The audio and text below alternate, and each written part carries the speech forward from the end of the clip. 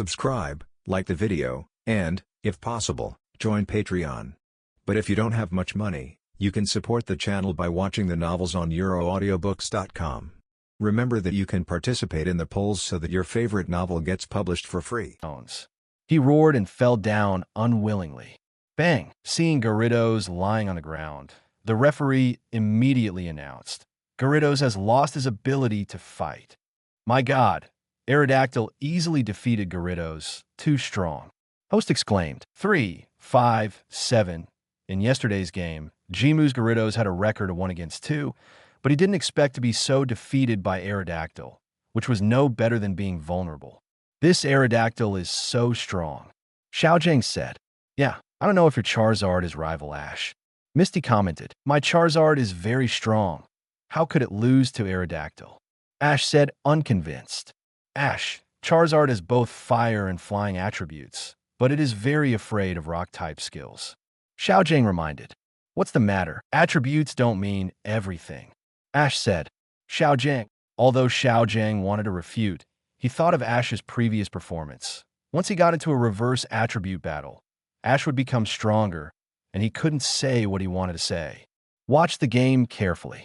Misty spoke, and Ash and Xiao continued to watch the game. Golem, you deal with Aerodactyl. Jimu sent out his second Pokemon. Great. LV48 Golem 3/Quasi-Elite. The second Pokemon Jimu sent out is Golem, which is a Pokemon with strong defense. It seems that they're going to fight a war of attrition. Host said Gary was also surprised to see Golem, mainly because he was surprised that this Golem was actually level 48, which is still very high for the Indigo Plateau Conference. Aerodactyl comeback. Seeing this, Gary immediately took back Aerodactyl. As the host explained, Golem is a defensive Pokemon, and Aerodactyl has no moves to restrain Golem. Fighting Golem with Aerodactyl is like hitting a stone with a stone. It is impossible to tell the winner in a short time. Ash is watching in the audience. How can Gary let himself get into a difficult battle? Only a complete victory can put enough pressure on Ash to make him move forward. Blastoise, you go on the field. Gary directly sent out his Earl Dervish Pokemon.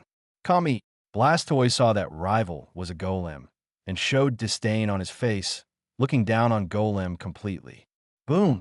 Golem didn't expect Blastoise to look down on him. Even though his attribute was restrained, this was a rock field, and he could assist the rock on the field to dodge. The outcome is still unknown. Gary snapped his fingers and said, Hydro Pump. Kami, Blastoise bent his body slightly, aimed 2 gun barrels at Golem, and fired 2 water jets. Hide behind rock, Jim ordered. Golem immediately hid behind rock, and Hydro Pump also hit rock. Rock successfully blocked Hydro Pump, but within 2 seconds, rock was smashed by Hydro Pump, and Hydro Pump hit Golem, pushing it back until it hit a rock behind it, and the group stopped. After the Hydro Pump stopped, the Golem's round body rolled out twice on the ground, and the eyes on its head were spinning. The Golem has lost its ability to fight, the referee announced. Oh my God, Blastoise's Hydro Pump is so powerful that it even shattered the rock on the field. Host said in shock.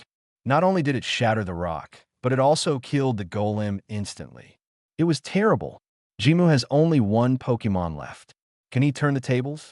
Non-holder said nonsense. Jimu now has only 1 Pokemon left, and Gary's 3 Pokemon can continue to fight, and there is no loss. Jimu can't turn the tables, even if he gives his life. Damn it. I can't lose here. Machoke depends on you. Jimu threw a Pokeball. Great. LV40 Machoke 3/Jim. Jimu's 3rd Pokemon is Machoke. It seems to be a Pokemon specially prepared for this venue. Host Road 2 Machoke is a fighting-type Pokemon.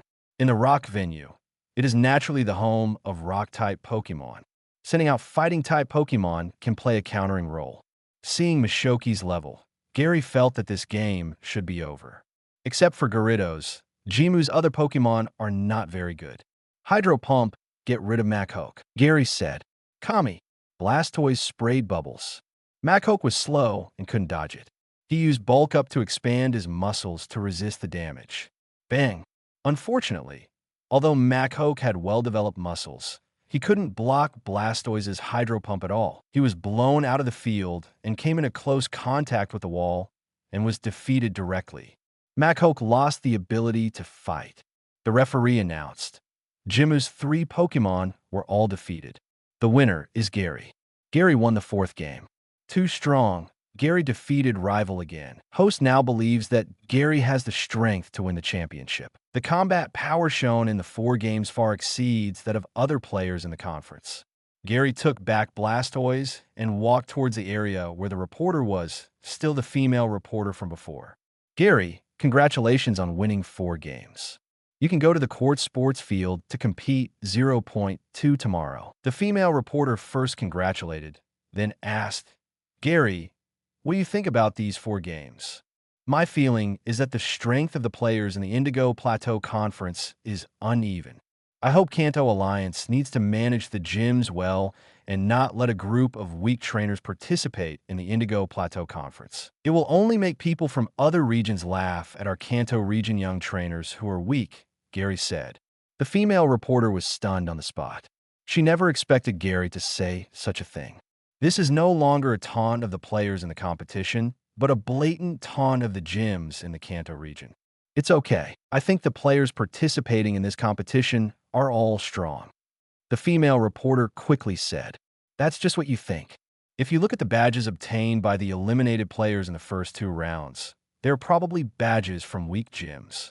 Gary said, 152. Complain inside Professor Oak's laboratory. Gary, what is he doing? Won't Gary offend Kanto's gyms if he behaves like this? The people of Pallet Town gathered in Professor Oak's laboratory to watch the Indigo Plateau Conference.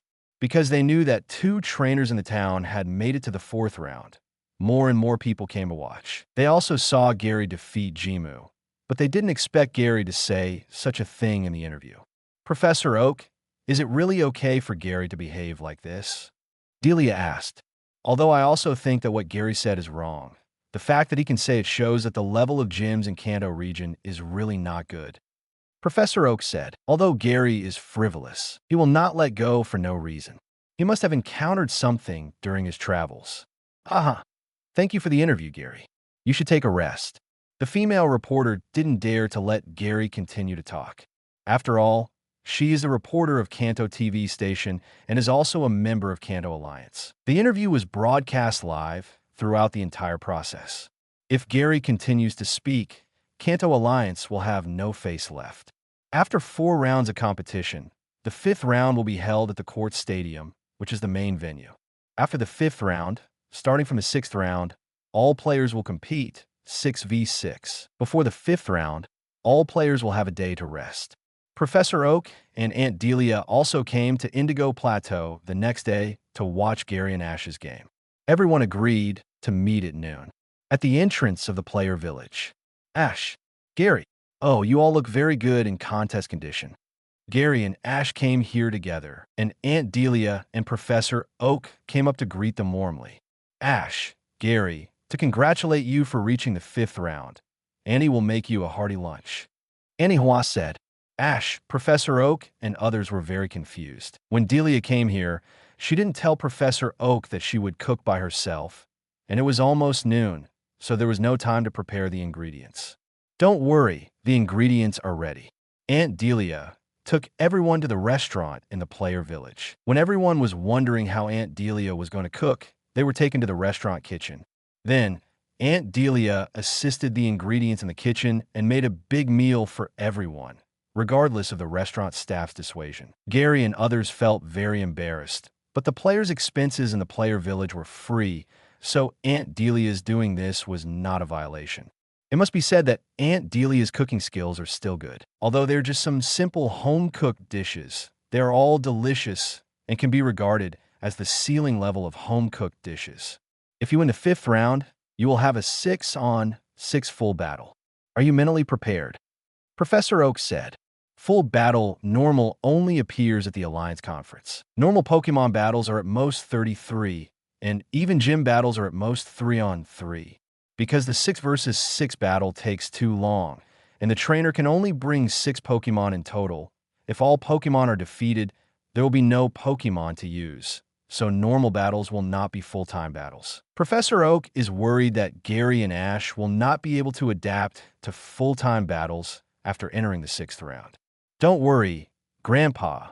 I plan to train soldiers during the full-time battle. Gary said, training? Ash was confused and didn't quite understand what Gary meant. In short, it means training my other Pokémon. After all, only 3 Pokémon can be used in the first 5 rounds of the game. In order to ensure promotion, I can only train 1 Pokémon at most. Gary said. Ash was silent immediately. It was not that he did not want to train, but he only had 10 Pokémon available. It was enough to deal with these 4 rounds. If he really entered the 6th round, Ash would have no Pokémon to train. In Professor Oak's laboratory before, Gary told Ash that he had captured too few Pokémon and could not support the subsequent battles of the Alliance Conference. Ash also gradually felt a little exhausted. The players who can advance to the 6th round are all very strong. Gary, is it really okay for you to train? Misty felt that Gary was a little too aggressive. The Pokémon of those players are not that strong. It is said that all players can fight, and there are only 3 Pokémon at most. The other 3 Pokémon are basically to fill the numbers. Gary said, although the Pokémon Center can heal Pokémon, fatigue still needs time to recover. Especially the later the preliminary round is, the more you don't want to be eliminated. Since the 3rd round, the players dare not train anymore. After all, it is not easy to get here. They dare not train randomly. However, if they enter the 6th round, the main Pokémon in their hands will be exhausted and their combat power will decline greatly. After all, this is not a race. In a running competition, you can run with less effort in the early stage, and then gradually use your full strength after slowly advancing to the competition. In a Pokémon battle, if you lose a game, you will be eliminated directly. Therefore, the rules of the Indigo Plateau Conference are slightly unfair. The selection should be based on a point system. Gary, what you said makes sense, but what you said in the interview yesterday was too arrogant. You should be more restrained next time, Professor Oak reminded. I'm telling the truth, Grandpa. You don't know how chaotic the management of 573 is in the famous gyms in Kanto region. Even the Cinnabar gym closed the gym without authorization, treating the gym as a joke. Gary said. Gone, Misty and Sabrina all looked at Gary. They were all gym trainers. Gary, you make sense. My gym is indeed very chaotic in terms of management. Me too. My gym is also known as the weakest gym. Both Gon and Misty knew that Gary was telling the truth, and they both took the initiative to admit the problems of their own gyms. Bo is only a temporary gym leader. Even if the gym leader trainer wants to find a temporary replacement, he needs to apply to the Alliance, and he can't just let his offspring take over. The trainer of the Nibby gym, recorded by the Alliance, is Flint. If Bo wants to be the gym leader, he also needs to pass the assessment of the Alliance investigator. As for Misty's gym, it's needless to say that Misty's 3 sisters are not qualified to be gym trainers. If the Alliance suddenly assesses the Cerulean gym, it is very likely that they will fail and be disqualified from the Alliance gym. Sabrina's gym is now normal, but Sabrina used to be a gym leader illegally, and even imprison challengers, which is illegal. As for other gyms, most of them are not qualified, and some gym owners even use the gym to do business. 153. Team Rocket is here to cause trouble again. Is it really that serious? Professor Oak was incredulous. He had challenged Nibby Gym and Cerulean Gym before, but he never thought that after so many years, the 2 gyms would fall to this point. Ash, you have also challenged 8 gyms. What do you think? Professor Oak asked. Ash was a little embarrassed. After all, his 8 badges were too much.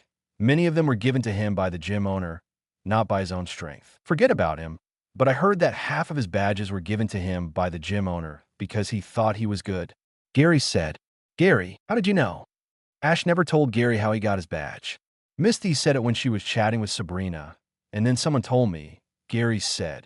Misty. Ash looked at Misty immediately. He didn't expect Misty to tell Gary about his scandal. If he told others, Ash would not be angry. I just told Miss Sabrina, and I'm telling the truth. What's the problem? Misty retorted. Ash, how could this fool Ash be stronger than Misty? Misty was a little louder and immediately wilted. Okay, I admit that the 8 gyms I challenged did have the problems Gary mentioned. Ash said, "It seems that it is necessary to manage them." Professor Oak thought. Professor Oak is also a member of Kanto Alliance. If the gyms in his own region have such big problems, it will also affect Professor Oak's research.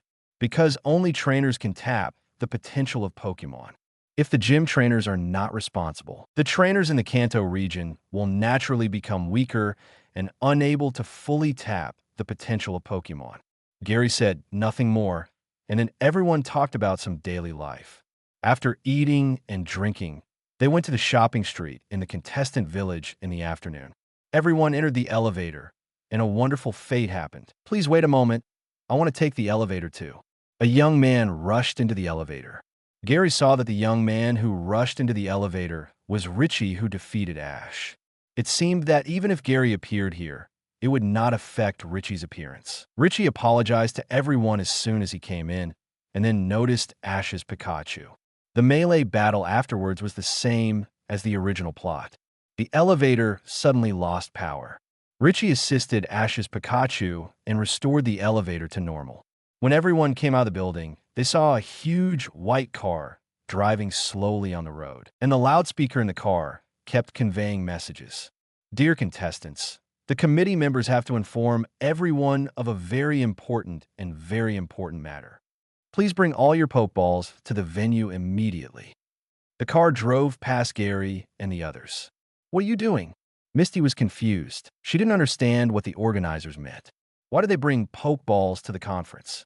But she didn't question it too much when she saw that the car they were driving was the special car for the Indigo Plateau Conference.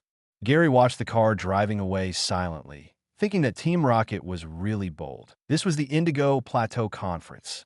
Aren't they afraid that Alliance would cause trouble for Team Rocket if they messed up at this time? It's estimated that Banmu was fully focused on finding Mutwo and didn't pay attention to the movements of the Indigo Plateau Conference. Otherwise, he wouldn't have allowed the 3 members of Team Rocket to mess around. "I'll go and take a look." As a player, Ash naturally had to go and see what was going on. "I'll go too." Gary also went along. There was no other way. After all, Gary was also a player. Even if the Rockets pretended to be the organizers and released a notice, Gary had to go and see it.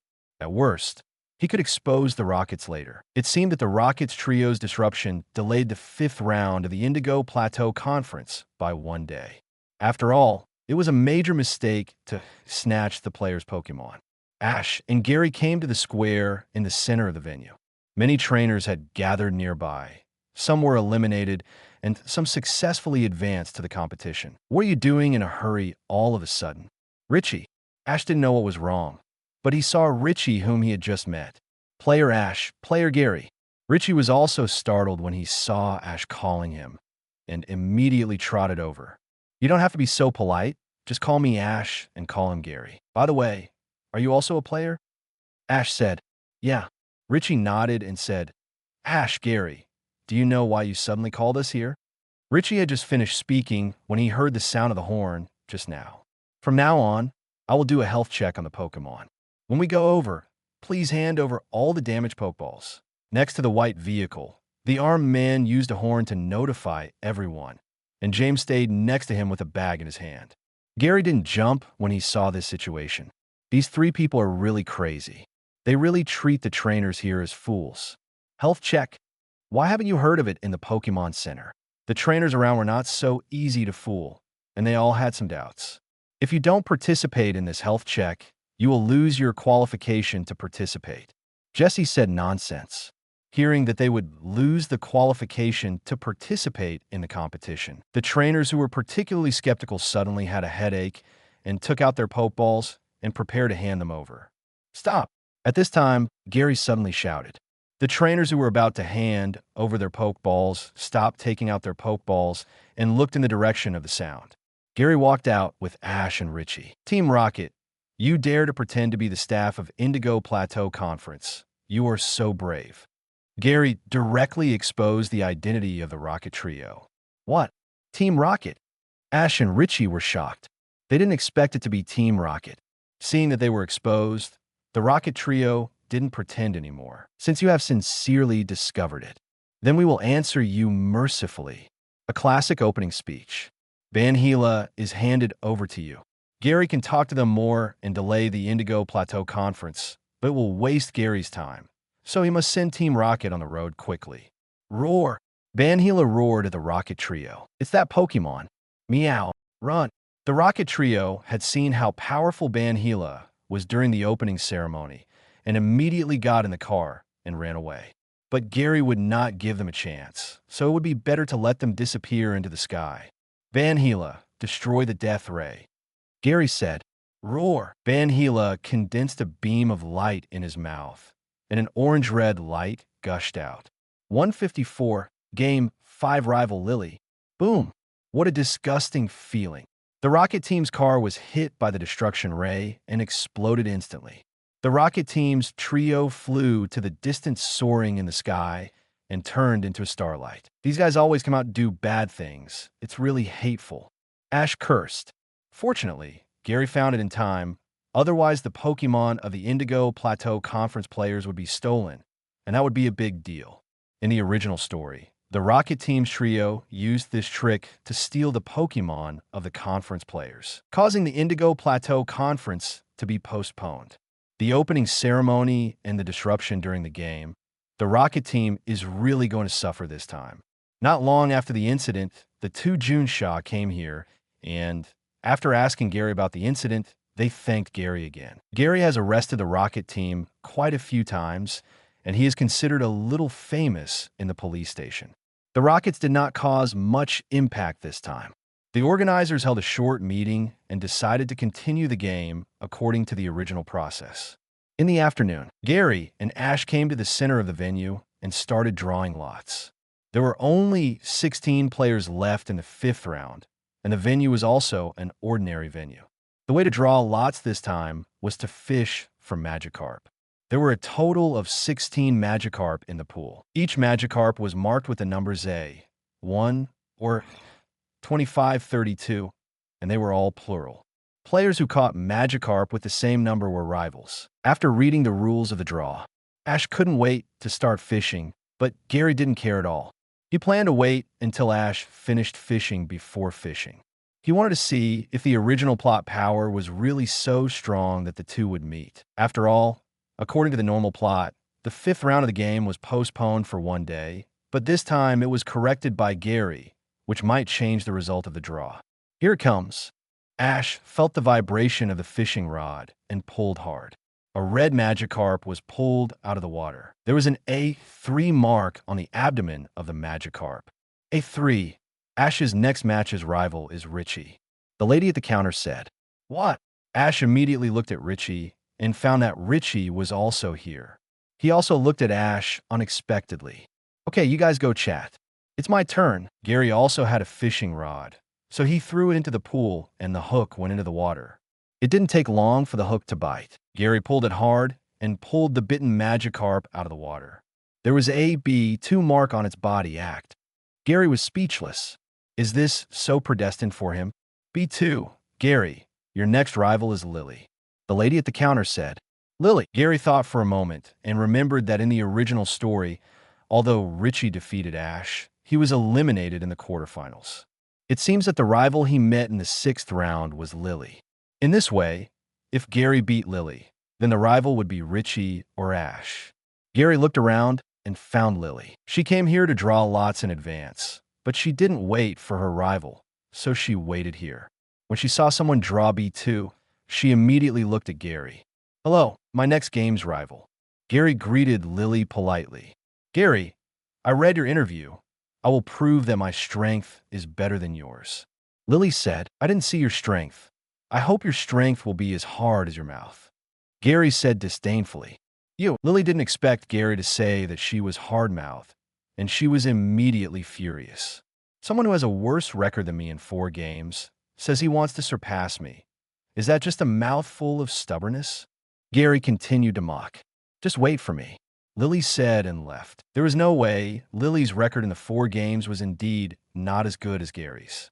If it was based on the points system, Gary would have been able to advance directly to the round of all-player battles. After the rival is selected, the game time will be set. Gary's game will be the first game tomorrow afternoon, and Ashes will be the last game tomorrow afternoon. I didn't expect it to be the last game. There is enough time to rest, Ash said. Gary looked at the complacent Ash. He didn't know that the Rockets had troubled him and almost made him miss the game. Gary wondered whether he should take action, because from the Indigo Plateau Conference to now, Ash has never used Charizard and has always used other Pokémon to fight. If there was no interference from the Rockets, Ash would probably send Pidgeotto out to fight instead of Charizard. The key is that before in Professor Oak's laboratory, Gary suggested that Ash use Gary to motivate Charizard, and I don't know if Charizard still listens to Ash. Gary wanted to ask Ash if Charizard still listens, but Richie is here. Gary can't ask, which will let Richie know that Gary has Charizard. Forget it, why think so much? Ash still has a long way to go. Let him grow up on his own. Gary felt that he was too much of a nanny, so he should just let everything go with the flow. After thinking it through, Gary turned and left. The next afternoon, Gary came to the court stadium and came to the player channel. There was no space in the audience seats. After the 5th round of the game, the subsequent battles will be held at the court stadium, and everyone can only come to the court stadium to watch the game. Welcome to the audience to watch the Indigo Plateau Conference afternoon game in this hot weather. Then please welcome the first player to play. Please welcome Lily and Gary. The two players walked out of the channel. Lily is one of the few female players who has stayed until now. Although Lily looks beautiful, her Pokémon are all very strong. Gary is the best player in this conference. He has won all the games so far. He has not lost a single Pokémon in 4 games. I wonder if Lily can defeat one of Gary's Pokémon. The host introduced the information of the two players. Lily felt a little pressured when she heard the host's introduction of Gary. Although she said something harsh yesterday, the first thought of any player who has watched Gary's game video is how to win. The referee saw the two players in place and raised the flag to announce the 3-on-3 match between Lily and Gary will begin. Please send out your Pokémon. After saying that, Gary and Lily threw their Pokeballs at the same time. Great. LV42 Ivysaur 3/Gym Great. LV42 EV3/Quasi-Legendary. The Pokémon sent by Lily is Ivysaur, and the Pokémon sent by Gary is EV. The host said in surprise. 155, Technician EV appears. Why EV? Strange, Gary has so many powerful Pokémon. Why would he suddenly send out EV? What's going on? The audience who supported Gary were also confused, not understanding why Gary would send out EV to fight. The Pokémon that Gary sent out in the first 4 games all evolved to their final forms. This was the first time that Gary sent out a Pokémon that had not evolved to its final form. What do you mean? Lily was also a little puzzled, but she didn't think that this EV was not strong. At this conference, there were many Pokémon that had not evolved to their final forms, and they were also very powerful. For example, Ash's Pikachu, and a female player that Ash had met before, her Bellsprout was quite powerful. The game begins. Ivysaur, use Razor Leaf. Lily ordered immediately. The leaves on Ivysaur's back launched a stream of flying leaves towards EV. Fire Blast, Xiao Mao ordered calmly. Under Lily and Ivysaur looked at him in surprise. EV took a deep breath and spit up a large flame. All the razor leaves were instantly burned to ashes. Boom! Fire Blast also hit Ivysaur, dyeing Ivysaur with a layer of black. This attack was very effective. Oh my god! EV actually used the University Explosion. Host exclaimed. Quick, use Synthesis. Lily saw that Ivysaur was seriously injured and quickly let Ivysaur use the recovery skill to recover. It was the hottest time of the day, and Synthesis's recovery ability would be increased, but Gary would not give Ivysaur a chance. Psychic. EV's eyes radiated blue light, and the invisible telekinesis quickly rushed towards Ivysaur, knocking Ivysaur out directly, and the injury that Synthesis had recovered reappeared. Quick attack. Swish. EV rushed out quickly, pulling out a stream of white light, and with a bang, Ivysaur was knocked out and fell to the ground. Ivysaur lost his ability to fight, said the referee. What a strong EV.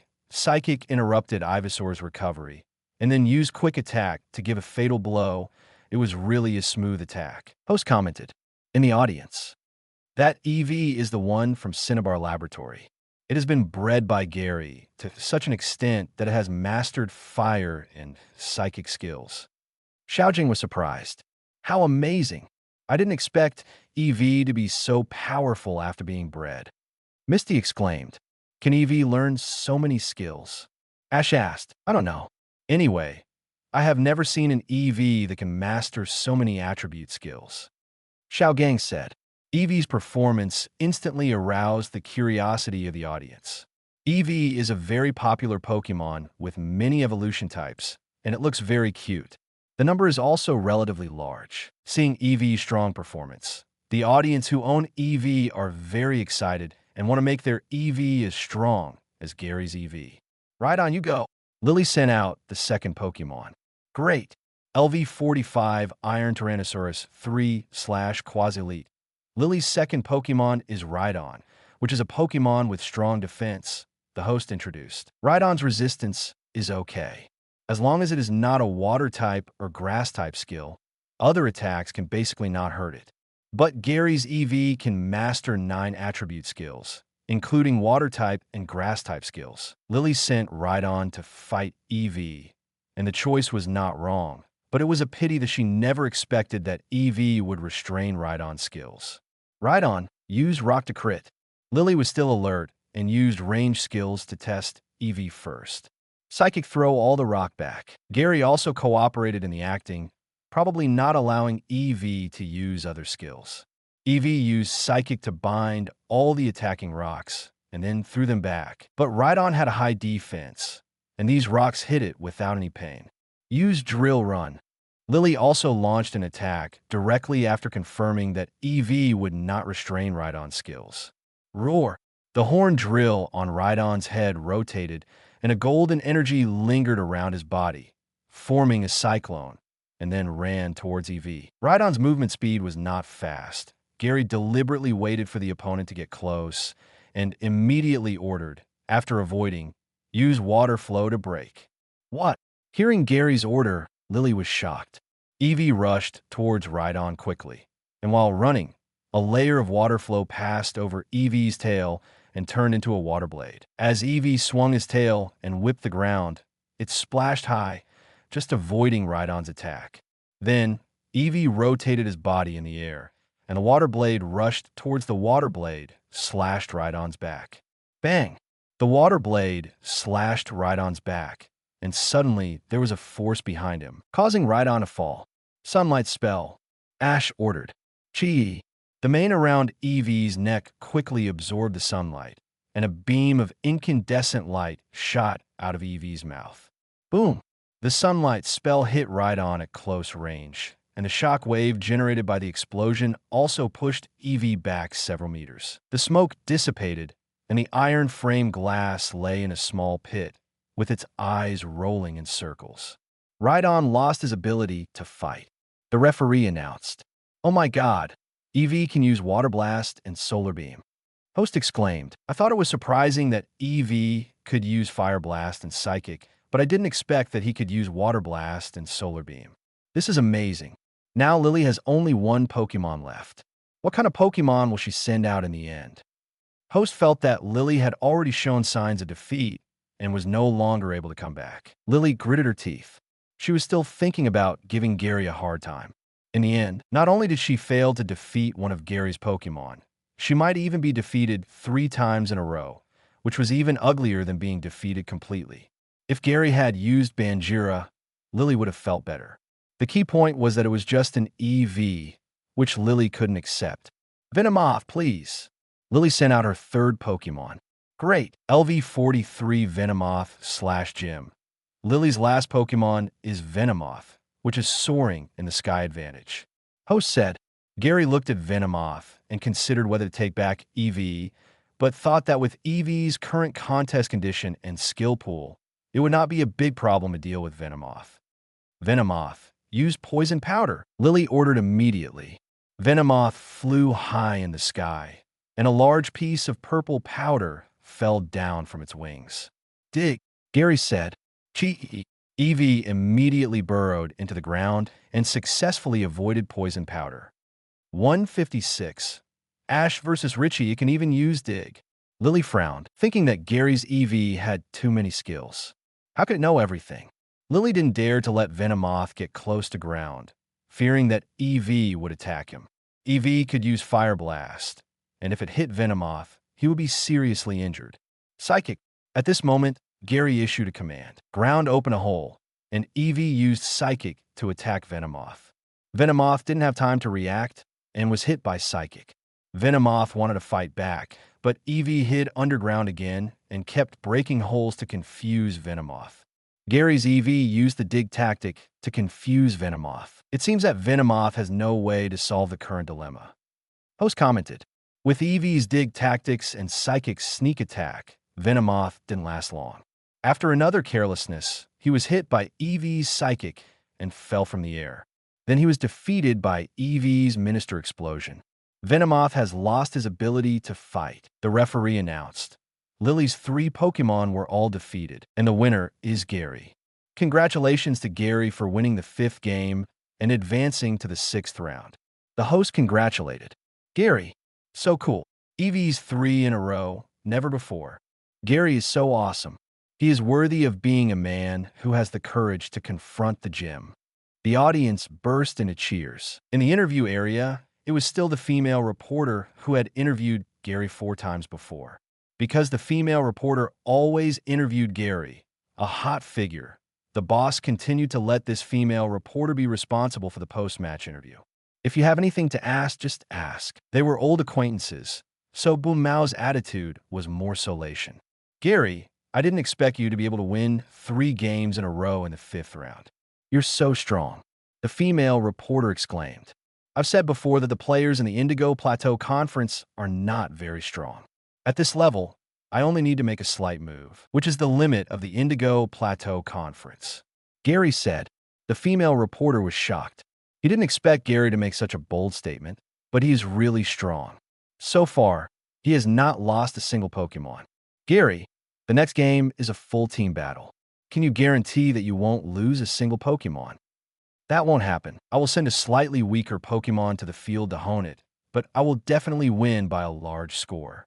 I have something else to do, so I'll leave first. Gary felt that what he said just now was enough to make the headlines, so he turned and left. Give EV to Nurse Joy. Gary returned to the court's sports arena and continued to watch the following games. Ash, you are here too. Gary saw Ash and the other 2 when he arrived at the viewing area of the players' area. My game is the last one in the afternoon. Isn't it normal for me to be here? Ash asked in confusion, not understanding why Gary said that. It's okay. I was just surprised to see you. Play well. I hope you can advance to the 6th round. Gary said. According to the original plot, the Rockets trio used Richie's voice to trick Ash outside and kidnapped him for a while. If Richie hadn't pleaded with the referee, Ash would have missed the game. Ash looked at Gary, who sat next to Sabrina, wondering what Gary meant by what he said just now. But with Ash's simple brain circuit, he basically didn't understand anything other than the battle, so he didn't think about it, and the game later was more important. After Gary sat down, he was thinking about whether his next match would be Ash or Richie. Half an hour later, the last game of the 5th round began. Ash vs. Richie. Richie and Ash's Pokémon are very similar.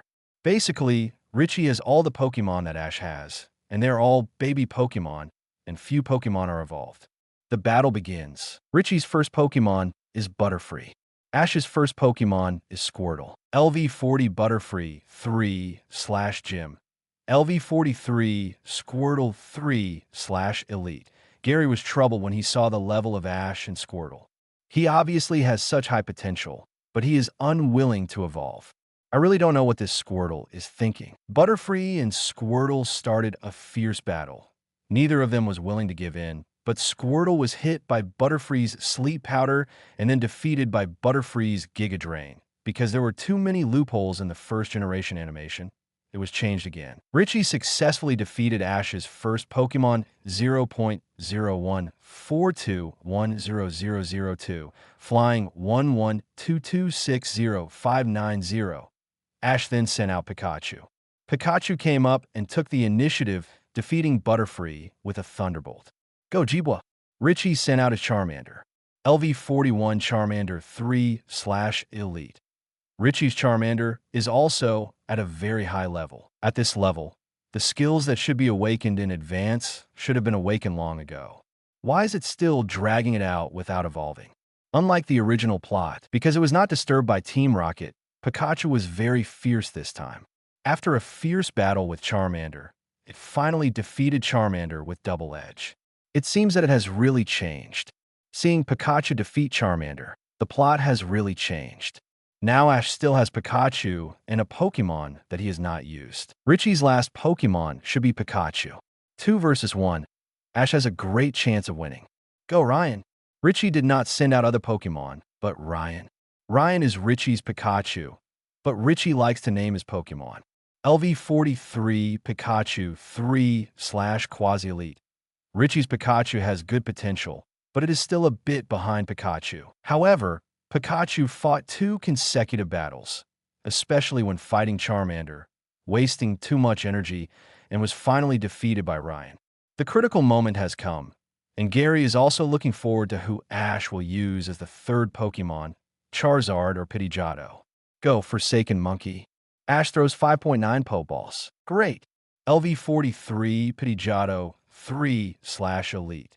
The Pokémon Ash sends out is neither Charizard nor Pidgeotto, but Pidgeotto that he gave to Anthony. Pidgeotto. Gary looked at Brock and Misty and asked, when did Ash bring it back? Actually, I was going to bring it back before the Indigo Plateau Conference started, but Mr. Anthony was taking Pidgeotto to participate in the fighting competition. The competition ended the day before yesterday, and it was only teleported this morning. Brock said. Gary smiled slightly. It seems that his previous work was not in vain. Ash knows that he doesn't have enough Pokémon, so he knows to bring Pidgeotto to deal with the competition. Pidgeotto is very strong, with the potential to be a quasi-elite, and is fully qualified to be Ash's current main force. 157. Quarterfinals. Finally meeting Ash relying on his flexible butterfly steps, the Forsaken quickly approached Ryan and used the Rage Fist to suppress Ryan. In just one round, Ryan was defeated by the Forsaken's fist. Pikachu has lost its ability to fight. The referee announced, Richie's 3 Pokémon have all lost their ability to fight, and the winner is Ash. Congratulations to Ash for successfully advancing to the 6th round. Ash's ending has changed. He was not eliminated, but made it to the quarterfinals. Especially Ash has not used Charizard so far, and the Forsaken was not used until the match with Richie. If Ash is lucky enough in the next game, he will meet the weakest of the remaining 7 players, and Ash will have a chance to advance to the semifinals. The game is over, and Veilstone will be the 5th round. After dinner, the remaining 8 players all came to the center of the venue to draw lots to see who their next rival will be. Gary, I made it to the 6th round. Ash said. When they met in the player village, Gary said that it was a question whether Ash could enter the full player battle. Now, Ash has done it, and successfully entered the 6th round 0-2 game.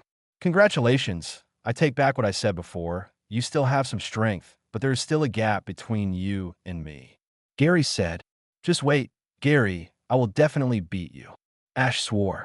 I hope you can, but definitely not now. Let's draw lots quickly, said Gary. Ash didn't say much, and handed the Pokédex to the counter lady to draw lots, and Boom Mao did the same. The 6th round of the game was a random lineup, and the next game would be played according to the sorted lineup. The 6th round was the quarterfinals, and there would be 4 matches tomorrow. The winners of the 1st and 2nd games would be the rival of the 7th round, and so on, until the finals. After Gary and Ash handed the Pokédex to the counter lady, the avatars of the 2 appeared on the battle table set on the big screen sky. The avatars of the 2 were arranged next to each other. Ash vs. Gary, the 2nd game in the morning. What? Gary. Seeing that his rival was Gary, Ash was stunned. Gary was not surprised, and shook his head helplessly. Ash, it seems that your Indigo Plateau Conference journey will end tomorrow. You haven't played yet. Why do you think you will win? Ash said, unconvinced. Then wait and see, Gary said nonchalantly. By the way, for the sake of Palatown's agreement, we once agreed that we would use all our strength to defeat the opponent at the Alliance Conference. In tomorrow's game, I will not let you down at all. I will let you see my full potential. Full power. Ash suddenly became a little nervous. Ash is reckless, but not stupid. From the competition to the present, Gary's record is like a mountain, weighing on Ash's heart. Not only Ash, but all the players at the Indigo Plateau Conference least want to face the rival, which is Gary. But Gary said in the interview that he has never used full power. No one knows how strong Gary's full power is.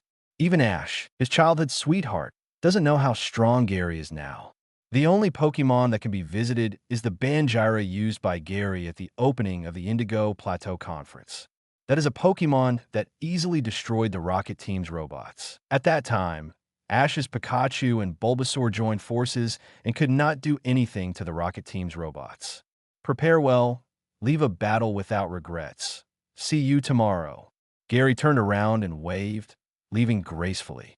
Ash and the other three watched Gary leave, and the other players around also looked at Ash, mourning for Ash. They also knew Gary is very difficult to deal with, and I am very glad that I didn't meet him. Ash, are you okay? Misty asked in a low voice. Xiao Gang and Misty both knew that Ash had always regarded Gary as a rival that he wanted to surpass. Now, the two finally met at Quartz University. I don't know what kind of battle Maynard will fight in the end. I'm fine. I'm going to go back and prepare. Ash was not panicked because the rival was Gary, but was really calm. After returning to the dormitory, I didn't expect that I would be eliminated in the end. Fate really likes to play tricks on people, Gary said with a headache. Originally, I hoped that Ash could go further in the Indigo Plateau Conference. The hope was fulfilled, and Ash did move up one more place. But in the end, Gary had to eliminate Ash. Fate is really cruel. Let's put some pressure on Ash tomorrow, and I hope he can grow faster. After a night, the next morning, Gary and Sabrina came to the Quartz sports field and sat down in the player area. Ash and the other two were there too. When they saw Gary and Sabrina, they looked at each other and nodded slightly. Gary also looked at Ash, but didn't say much, waiting for the game to start. It was 9:30, and the first game of the 6th round officially began. Matadou versus Yoji. The battle between the two sides was very fierce, and the fight was evenly matched, which aroused the audience's excitement. In the end, Yoji defeated Madoka with the advantage of 2 Pokémon and successfully advanced to the 7th round, the semifinals. 10 minutes later, the venue was cleaned up and the second game began. Gary and Ash were 680 and had already arrived in the player channel. Let's have the second game of this morning. Please invite Gary and Ash to enter the game. The host introduced. Gary is currently the player with the best record. He has not lost even a Pokémon so far. Except for the first match, Ash's performance in the rest of the matches was narrowly won. The process of the match was quite difficult, and his record was the worst among the 8 players. A match between the worst and the best is really exciting.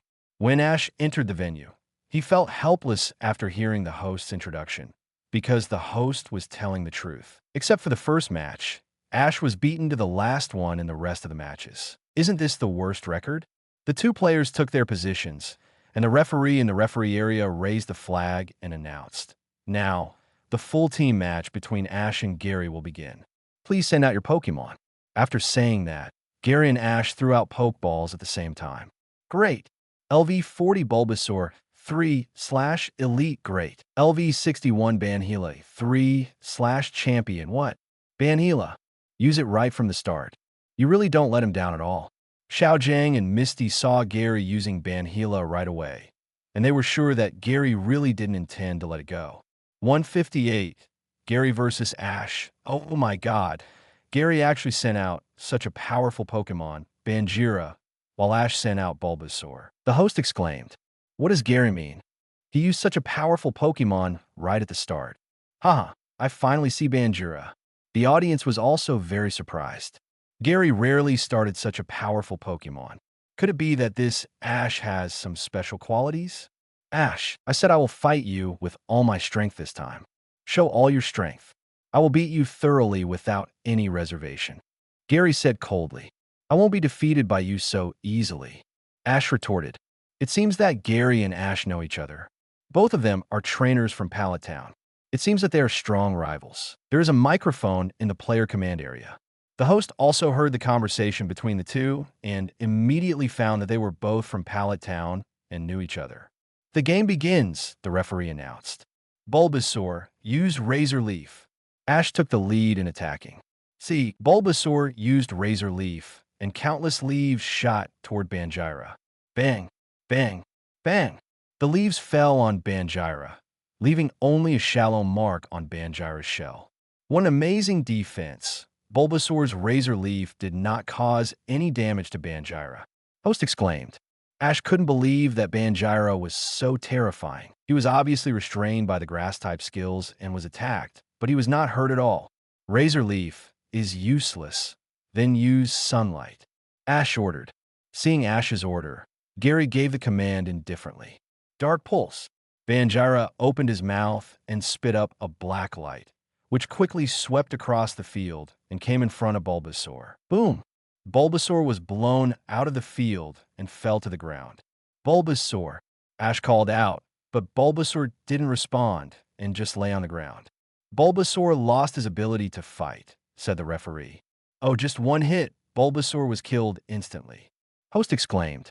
This kind of crushing match can finally be seen again. Gary had fought such a battle with Blastoise before, but there has been no more since then. That Banjira is too powerful. Bulbasaur was knocked down by one hit. Misty covered her mouth in disbelief. Misty usually travels with Ash and knows Bulbasaur's strength very well. It is very strong. In addition to Charizard and Pikachu, Bulbasaur can be ranked third. Ash, I told you, use all your strength. This Pokémon that has not evolved to its final form cannot be a rival of Banjira. In the face of absolute power, skills are useless. Gary reminded, although Bulbasaur is quite powerful, it is only before the quasi-elite level. Once the strength of Pokémon reaches the elite level, this kind of Pokémon that has not evolved cannot compete with those Pokémon that have evolved just by relying on potential. Unless Bulbasaur can get some special opportunities like Pikachu and strengthen its own race. Even if it grows to the elite level, it will be the weakest among the elite level. Ash did not respond. After putting Bulbasaur into the Pokeball, he continued to throw the Pokeball. Go trap the fish. Great. LV43 Squirtle 3/Elite. Gary did not understand what Ash meant. He had to use Squirtle when he had the stronger Kingler. Squirtle, use Water Gun. Ash ordered. Squirtle immediately sprayed Water Gun at Banhila, who just waved it, and a sand shield formed by Sandstorm directly blocked the Water Gun. What? Ash was stunned. It was the first time he had seen this kind of defense. Using Sandstorm to block skills was naturally taught to Banjira by Gary. With Banjira's proficiency in controlling elements, he could easily manipulate Sandstorm and form Sand Shield. Thunderbolt. Gary ordered. Roar. Banjira's body emitted golden electricity, and a lightning bolt quickly shot towards Squirtle, hitting it instantly. Jenny. Squirtle screamed and fell to the ground. Squirtle has lost his ability to fight. The referee said, like the Bulbasaur race, Squirtle was also no match for it and was killed instantly by Banjira. Oh my god, another instant kill.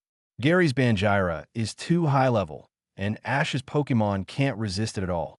The host commented. Ash didn't care about the outcome, took back Mook, and then sent out the third Pokémon. Mook, please. Ash threw the Pokeball. Great. LV44 Mook/Quasi-Elite. Oh, Mook. Gary didn't expect Ash to choose to send Mook out. It's really rare. This Mook is the key Pokémon that helped Ash to get through the fourth game smoothly. If it weren't for Mook, Ash might have been eliminated in the fourth game. Mook, use Toxic. Ash ordered. Stinky. Mook sprayed out poisonous gas, which quickly rushed towards Banhila. Banhila also used the Sandstorm Shield to resist, but Toxic was hard to defend against. Although it blocked the poisonous gas, there was a stream of venom that sneaked up from the ground. The ground under Banjila's feet was seeping with purple venom, which instantly wrapped around Banhila and invaded Banjila's body, poisoning it. Mook, great job, Ash said in surprise. He thought Toxic had failed to be used. He didn't expect Mook to use Toxic in this way. Gary smiled slightly. Ash finally knew how to use transformation skills. He was no longer a fool. Although Banhila was poisoned by Toxic, It was a difficult question whether Ash could hold on until Banhila died of the poison. Banhila, Stone Edge. Gary ordered. Roar. Countless stone blades appeared around Banhila and flew towards Mook. Mook, use Shrink. Ash shouted hurriedly. Mook used Shrink, and his body instantly became the same size as a football, and he easily avoided all the attacks of the stone blades. Gary didn't expect that Ash's Mook would shrink, which was deliberately to waste time. But Banhila is not without the ability to deal with this situation. Earthquake. Hearing the sound, Banhila stomped the ground, and the ground began to shake, and Mook shrank again and directly jumped Splash to use Sludge Bomb, not only avoiding Earthquake, but also causing an attack on Banhila. Although the attack did not cause much damage to Banhila, it was better than nothing. 159. Ash tries his best. Roar. Banhila aimed at Mook and sprayed Dark Pulse. Black Ray shot out, and Mook, who jumped into the air, couldn't dodge at all. Shrink to dodge. Ash ordered based on his combat instinct. Mook shrunk again, and his body shrunk by half again. Dark Pulse hit the air directly. Mook is now less than 20 centimeters. Compared with the size when he just appeared, he can't be smaller. Ash Assist shrunk to avoid Bangila's attack. It seems that he intends to delay time and wait for Toxic to continue to attack. Host said, continuous Dark Pulse attack ground. Gary didn't expect Mook to be so difficult, so he could only fight slowly. Roar. Banhila also lived up to his name as a tyrant and kept attacking Stinky. Boom, boom, boom. Although Mook has shrunk, his speed has also slowed down. Although Dark Pulse cannot hit Mook, the explosion impact caused by hitting the ground can still affect Mook. After a few minutes, the field has been broken into pieces, and Mook has returned to its original size. He lies on the ground in a puddle of mud, his eyes rolling in circles. Mook has lost his ability to fight, said the referee. After experiencing the destruction of Banhila, Mook could not resist. After being hit by the shock wave many times, he also fell down due to exhaustion. Bangila's 550 contest condition at this moment is not very good. Although he won, the toxic in his body has already brewed a more violent toxin. At the beginning, the damage caused to Pokémon by toxic is not great, even lower than the damage caused by ordinary poisoning. But as time goes by, the toxicity of toxic will become stronger and stronger. Not to mention elite-level Pokémon. Even Kyogre may not be able to resist. Mook lost, but Bangila's contest condition doesn't look good at this time. Ash still has 2 Pokémon to use, so he should have a chance to defeat Banhila. Host explained. Host has no hope for Ash to win. Now it depends on whether Ash can defeat one of Gary's Pokémon, but it seems difficult. If Gary wants to win the Quartz Conference champion with 1 Pokémon undefeated, he could just take Banhila back later. Forsaken, it's up to you. Ash threw the Pokeball. Great. LV43 Forsaken 3/Elite. Ash's 4th Pokémon is Forsaken, which is very restrained against Banhila in terms of attributes. I just don't know if Forsaken can get close to Banhila. Host said, Ash chose to send the Abandoned Monkey to the field. Although the Abandoned Monkey attribute had an advantage, the level gap between the 2 sides was too big. Whether the Abandoned Monkey had a chance to approach Banhila was a question. Abandoned Monkey, use Shadow Punch, Ash ordered. The Abandoned Monkey's whole body was filled with dark red shadow power. He punched out and a red fist flew out. Bang! Banhila did not fight back, but used his body to resist the attack. Banhila, Dark Pulse. Gary ordered. DFL. Banhila panted and sprayed Dark Pulse at the Abandoned Monkey. Use Double Team to avoid. The Abandoned Monkey ran quickly, pulling out clones one after another, easily avoiding Dark Pulse, and followed the clones to rush toward Banhila from different directions. Sandstorm. Roar. Banhila waved his arms, and the sandstorm wrapped in sand spread outward. All the clones of the Abandoned Monkey were blown away, and the Abandoned Monkey's original body, suddenly Sandstorm, came to Bangira. Focus Punch. Payback. Gary and Ash issued commands almost at the same time. Roar. Milo. Bangira and Forsaken used their skills at the same time. Bang. Forsaken was faster, and Focus Punch hit Bangira first. Banjira's iron fist with a flashing black light also hit Forsaken. Banjira flew backwards and fell to the ground. The red eyes gradually faded and turned gray and black. Forsaken lost the ability to fight. The referee said Forsaken was defeated and Banjira took a focus punch but still did not fall down. However, Forsaken's focus punch caused considerable damage to Banjira. Forsaken successfully launched an effective attack, but still fell down. Who will Ash send as the 5th Pokémon? Host said, I can't stand it. Misty lowered her head reluctantly. She didn't expect the gap between Ash and Gary to be so big. Xiao was silent for a while. They all travel with Ash. Ash could be considered half of their apprentice. Seeing Ash being abused so badly, he couldn't bear it. Sabrina watched silently. She didn't understand why Gary suddenly became so cruel to Ash and showed no mercy. He often gave Ash advice before. Could it be that he was giving Ash advice this time too? Ash's mood was terribly low. Even Ash himself didn't expect the game to end up like this, but he wouldn't give up the game because of this. Ash turned to look at Pikachu beside him and said, Pikachu, I'll leave it to you. Pikachu. Pikachu rushed into the field from the command area with a look of fighting spirit, and golden arcs kept flashing on his face. Pikachu is the 5th Pokémon of Ash. This Pikachu performed very well in the previous game. I wonder if it can defeat Banjira. Host said. Gary looked at Pikachu and calmly ordered, Banjira, Stone Edge. Roar! Banjira turned around and whipped his tail towards the ground. Bang! Bang! Bang! Sharp stone pillars broke through the soil and continued to extend towards Pikachu. Pikachu agility dodge. Pikachu turned into a golden stream of light and moved quickly on the field. Stone Edge kept chasing behind, but couldn't keep up with Pikachu's speed. Pikachu soon approached Banjira. Thunderbolt. Ash immediately gave the order, and the thunder accumulated in Pikachu's body was shot out. Banjira used the Sandstorm Shield to resist, and the Thunderbolt penetrated the sandstorm and hit Banjira, making Banjira feel numb and unable to move. It didn't block it. Gary was a little surprised. It seemed that Toxic had a great negative impact on Banjira, and even Pikachu's Thunderbolt couldn't stop it. Good job, Pikachu used Thunder. Ash seemed to see the dawn of victory and continued to attack. Pikachu. The electricity in Pikachu's body poured out, turning into a thick thunder, hitting Banhila again. Banhila let out an unwilling cry, and his body leaned back slightly, as if he couldn't stop, and he fell directly.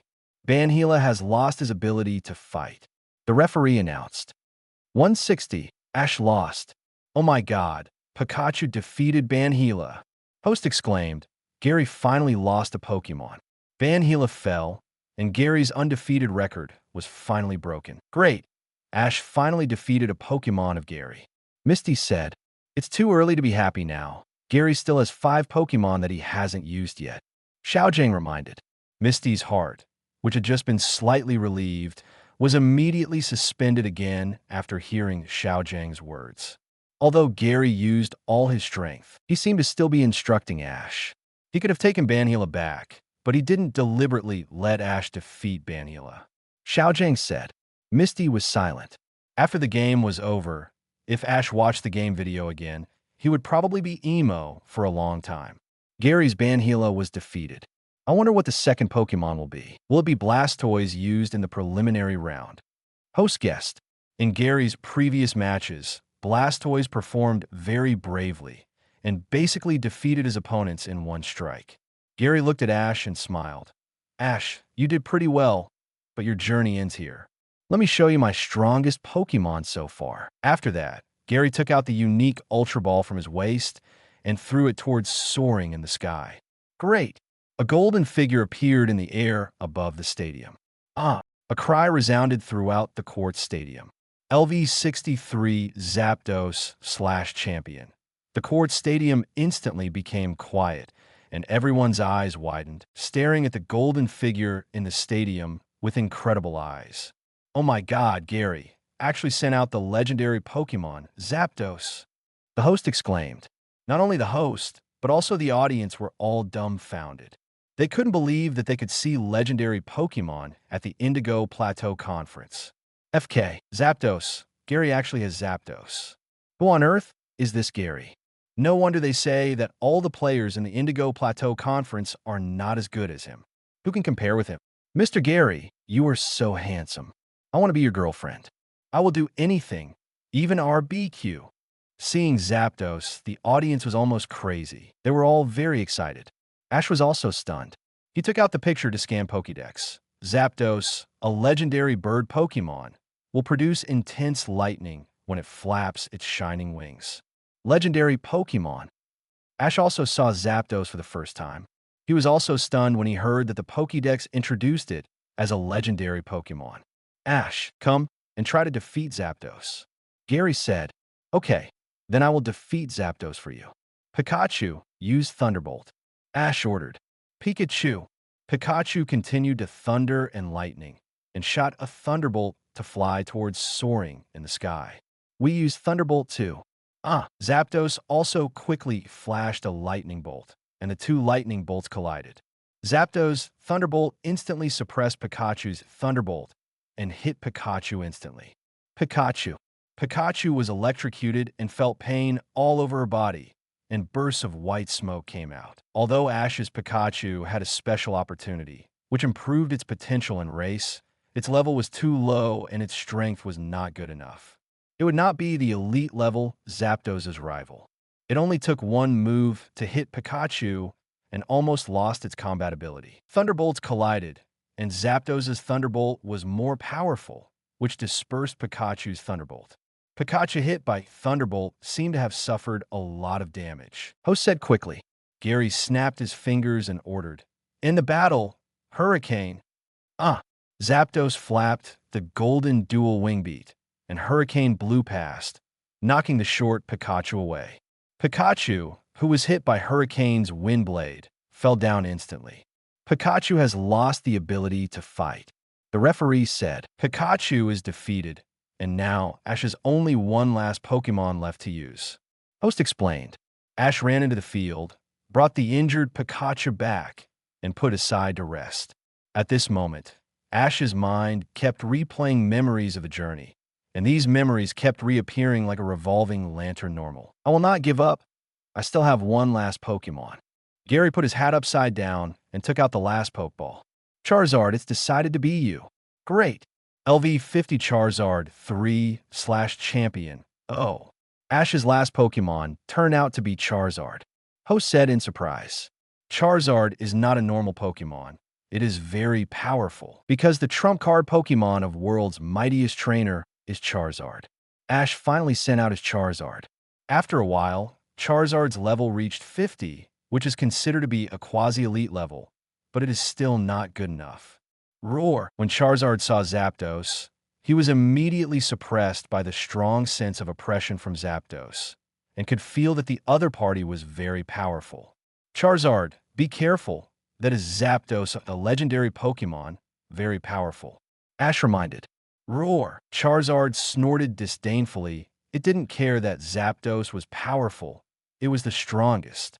The Zapdos in front of him looked pretty good. Charizard agreed with this rival and planned to have a good fight. Gary looked at Charizard's unruly attitude and knew that Ash was still unable to command Charizard. It's still the same. Gary shook his head and said, Charizard, come over here. As long as you beat Zapdos, I will let you fight my Blastoise. Roar! Charizard launched dual wing beat and flew to soaring in the sky to confront Zapdos. At present, the sky of the stadium is covered by a layer of dark clouds, which is all caused by Zapdos. It is not a wise choice to fight Zapdos in the air. Charizard, use Flame Vortex. Ash ordered. Charizard did spit up the flame, but did not use Flame Vortex but Flamethrower. Seeing the flame coming, Gary calmly ordered, Thunderbolt. Zapdos' body flashed with golden thunder, and a lightning shot out. The powerful thunder pierced through the flame and fell on Charizard's body, and the thunder swallowed Charizard. Roar! Charizard screamed in pain, and when the lightning on his body dissipated, he fell straight to the ground. Charizard! Ash shouted worriedly. Bang! Charizard fell to the ground, his eyes spinning. Charizard is incapable of fighting, the referee announced. All 6 Pokémon of Ash are incapable of fighting, and the winner is Gary. With Charizard's defeat, Ash's Indigo Plateau Conference journey came to an end. 161. Winning. Congratulations to Gary for advancing to the semifinals. Let's give a warm round of applause to thank the 2 players for bringing us a wonderful game. Gary, great, Gary, I love you. Gary's cheerleaders were all shouting fiercely. Gary knew that from then on, his fame was completely established. Using legendary Pokémon at the Indigo Plateau Conference would probably be remembered for 2 or 3 years, and even spread to other regions. After the game, the reporter was waiting for Gary in the interview area. Gary, your game today was so exciting. May I ask how you captured Zapdos? The female reporter asked. The appearance of Zapdos naturally attracted everyone's attention. Everyone wanted to know how Zapdos was captured. I saved Zapdos, and it was willing to be my Pokémon in order to repay me for 337. Gary said. The female reporter was stunned. She had thought of many ways and thought that Gary had captured Zapdos by fighting. She didn't expect that it was because Gary saved Zapdos. My Banhila is still poisoned. I'm leaving first. Gary knew that the female reporter wanted to continue asking about Zapdos, and he would not give her a chance to leave after saying 10 words. The fact that Gary was Professor Oak's grandson had long been exposed by the media. Now that Gary has captured Zapdos, some people with ulterior motives and sour people will definitely come out to spread rumors.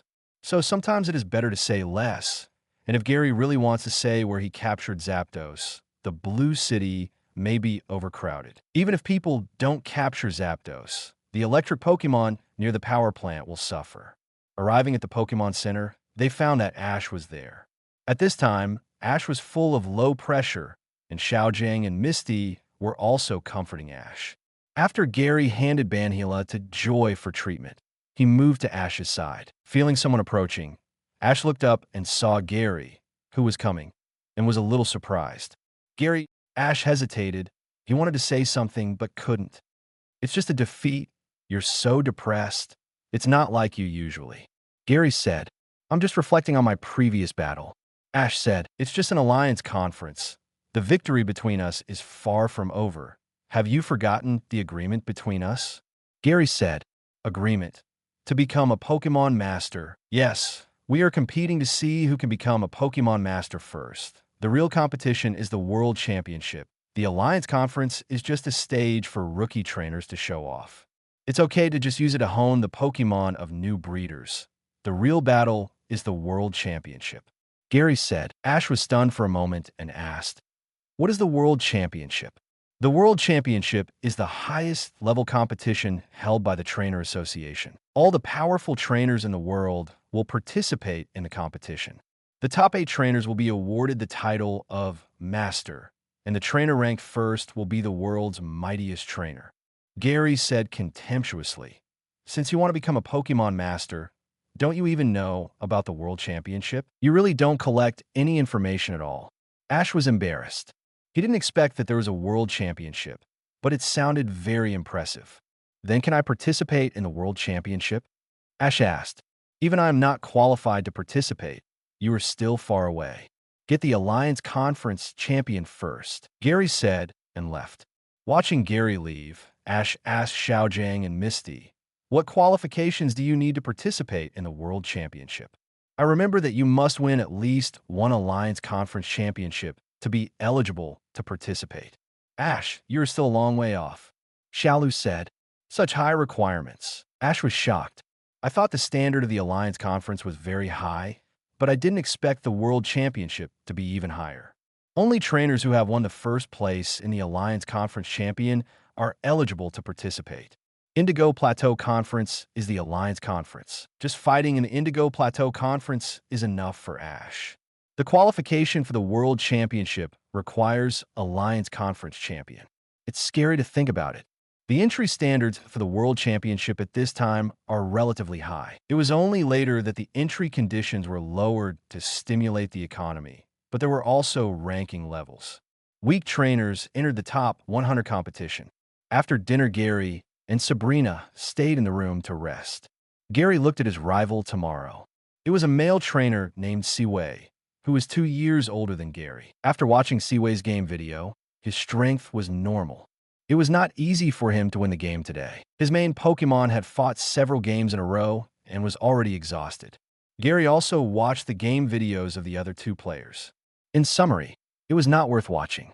The remaining 3 players were only slightly stronger than Ash, and their overall strength was about the same. The next morning, the semi-finals of the Indigo Plateau Conference officially started. The first match was between Gary and Siwei. Siwei's Pokémon lineup was Tauros, Primeape, Hypno, Rapidash, Victreebel, and Slowbro. Gary did not send out Banheila and Zapdos, but used 4 Pokémon, Eevee, Pidgeot, Aerodactyl, and Exeggutor to defeat all 6 of Siwei's Pokémon, a complete victory over rival. Everyone was once again amazed at Gary's strength. Even without using Banheila and Zapdos, Gary's other Pokémon still outperformed other players in the Indigo Plateau Conference. Of course, it's not that these players have become weaker, but that the players who have fought for so many consecutive days in advance to the full-strength battle have exhausted their Pokémon, and their contest condition has seriously declined. The level of the players in this Indigo Plateau Conference is not very good, and the number of breeder Pokémon in their hands is not too many. Naturally, the later the 5.4 is, the fewer Pokémon are available, and the Pokémon will naturally feel tired. But Gary is different. In addition to his Pokémon level being higher than that of the players in the conference, he also has more Pokémon. Gary has 20 Pokémon that can participate in the Indigo Plateau Conference, while Ash only has 9. Ash has traveled all the way to the Hoenn region to reach Gary's current level. The semifinals are over, and the next day is the finals. Gary's rival in the finals is called a Wang, and the Pokémon he uses are Onix, Blastoise, Lickitung, Electrode, Marowak, and Scyther. The Pokémon lineup looks okay, except that Electrode caused Gary a little trouble, but Gary still won. Ding! Mission completed. Rewards have been distributed to the Space Backpack. 162. Target 3 sacred birds. The task issued by the system was completed, and Gary easily won the championship of Indigo Plateau Conference. But everything is not over yet. Gary is still far away from Elite Four, let alone the championship. After the game, the awards were presented. Congratulations, Gary. You performed very well in the Indigo Plateau Conference and deserve this trophy. I hope to see you in the world competition in the future. Damalanki handed Gary the golden trophy in the style of Pokeball. Thank you. Gary took the trophy and looked at Damalanki carefully. Damalanki is almost 80 years old, but he still looks strong. As the president of Pokemon Alliance, he has been responsible for the torch relay. However, after arriving in Sinnoh region, Damalanki retired because of his old age and did not appear in the subsequent Alliance conference. After presenting the champion trophy and the runner-up trophy, Damalanki then presented the remaining contestants with souvenirs made of crystal, with the Pokeball logo plated with gold, which has a certain collection value. After the closing ceremony, the Indigo Plateau Conference completely fell in Veilstone. 02 Gary and Ash also returned to Pallet Town together. Because Gary won the championship, and Ash also advanced to the top 16 and returned to Pallet Town. The people in the town must have a happy party for Gary and Ash. Although Ash's advancement to the top 16 is nothing, it is already a very difficult thing for the people in Pallet Town. The team went up.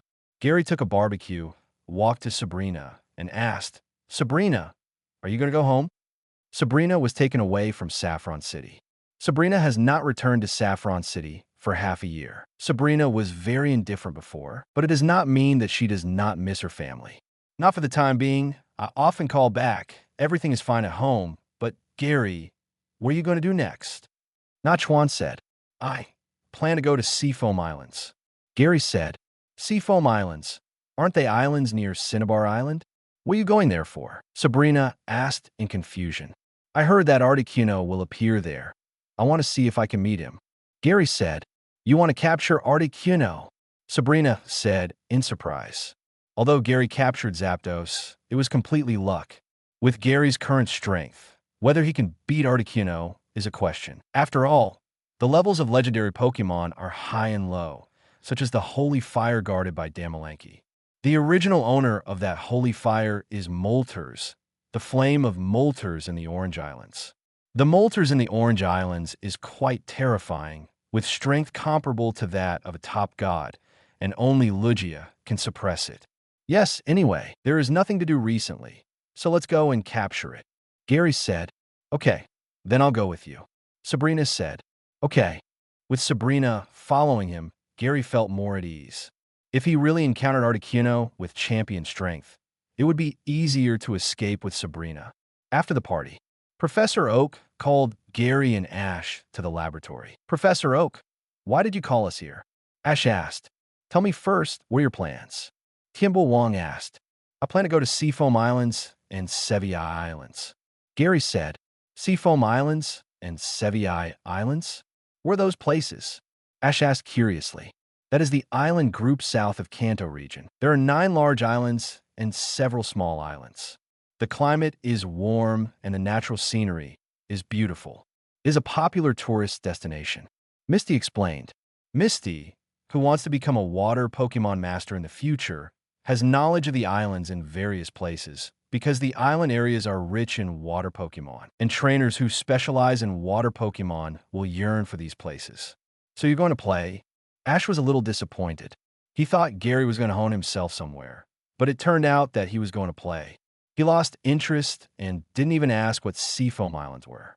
Gary didn't bother to explain to Ash. To be honest, Ash would probably make a fuss about conquering the 3 sacred birds. With his strength, he might be beaten to death if he went to conquer the 3 sacred birds. What about you, Ash? Professor Oak asked. I don't have any plans at the moment. Ash didn't know what to do. After losing the game, he seemed to have lost his goal. Since you don't have any plans, do me a favor. Professor Oak said, What favor? I want you to help me go to Bitter Orange Island in the Orange Islands. Professor Oak said, Professor Ichiki, a Pokemon scholar on Bitter Orange Island, got a mysterious Pokeball. Can you bring it to me? If it's a Pokeball, just give it to me directly. Misty said, It's because I can't teleport, so I'm asking you to go there. Gary has to go somewhere else, so I'll have to ask you to do it.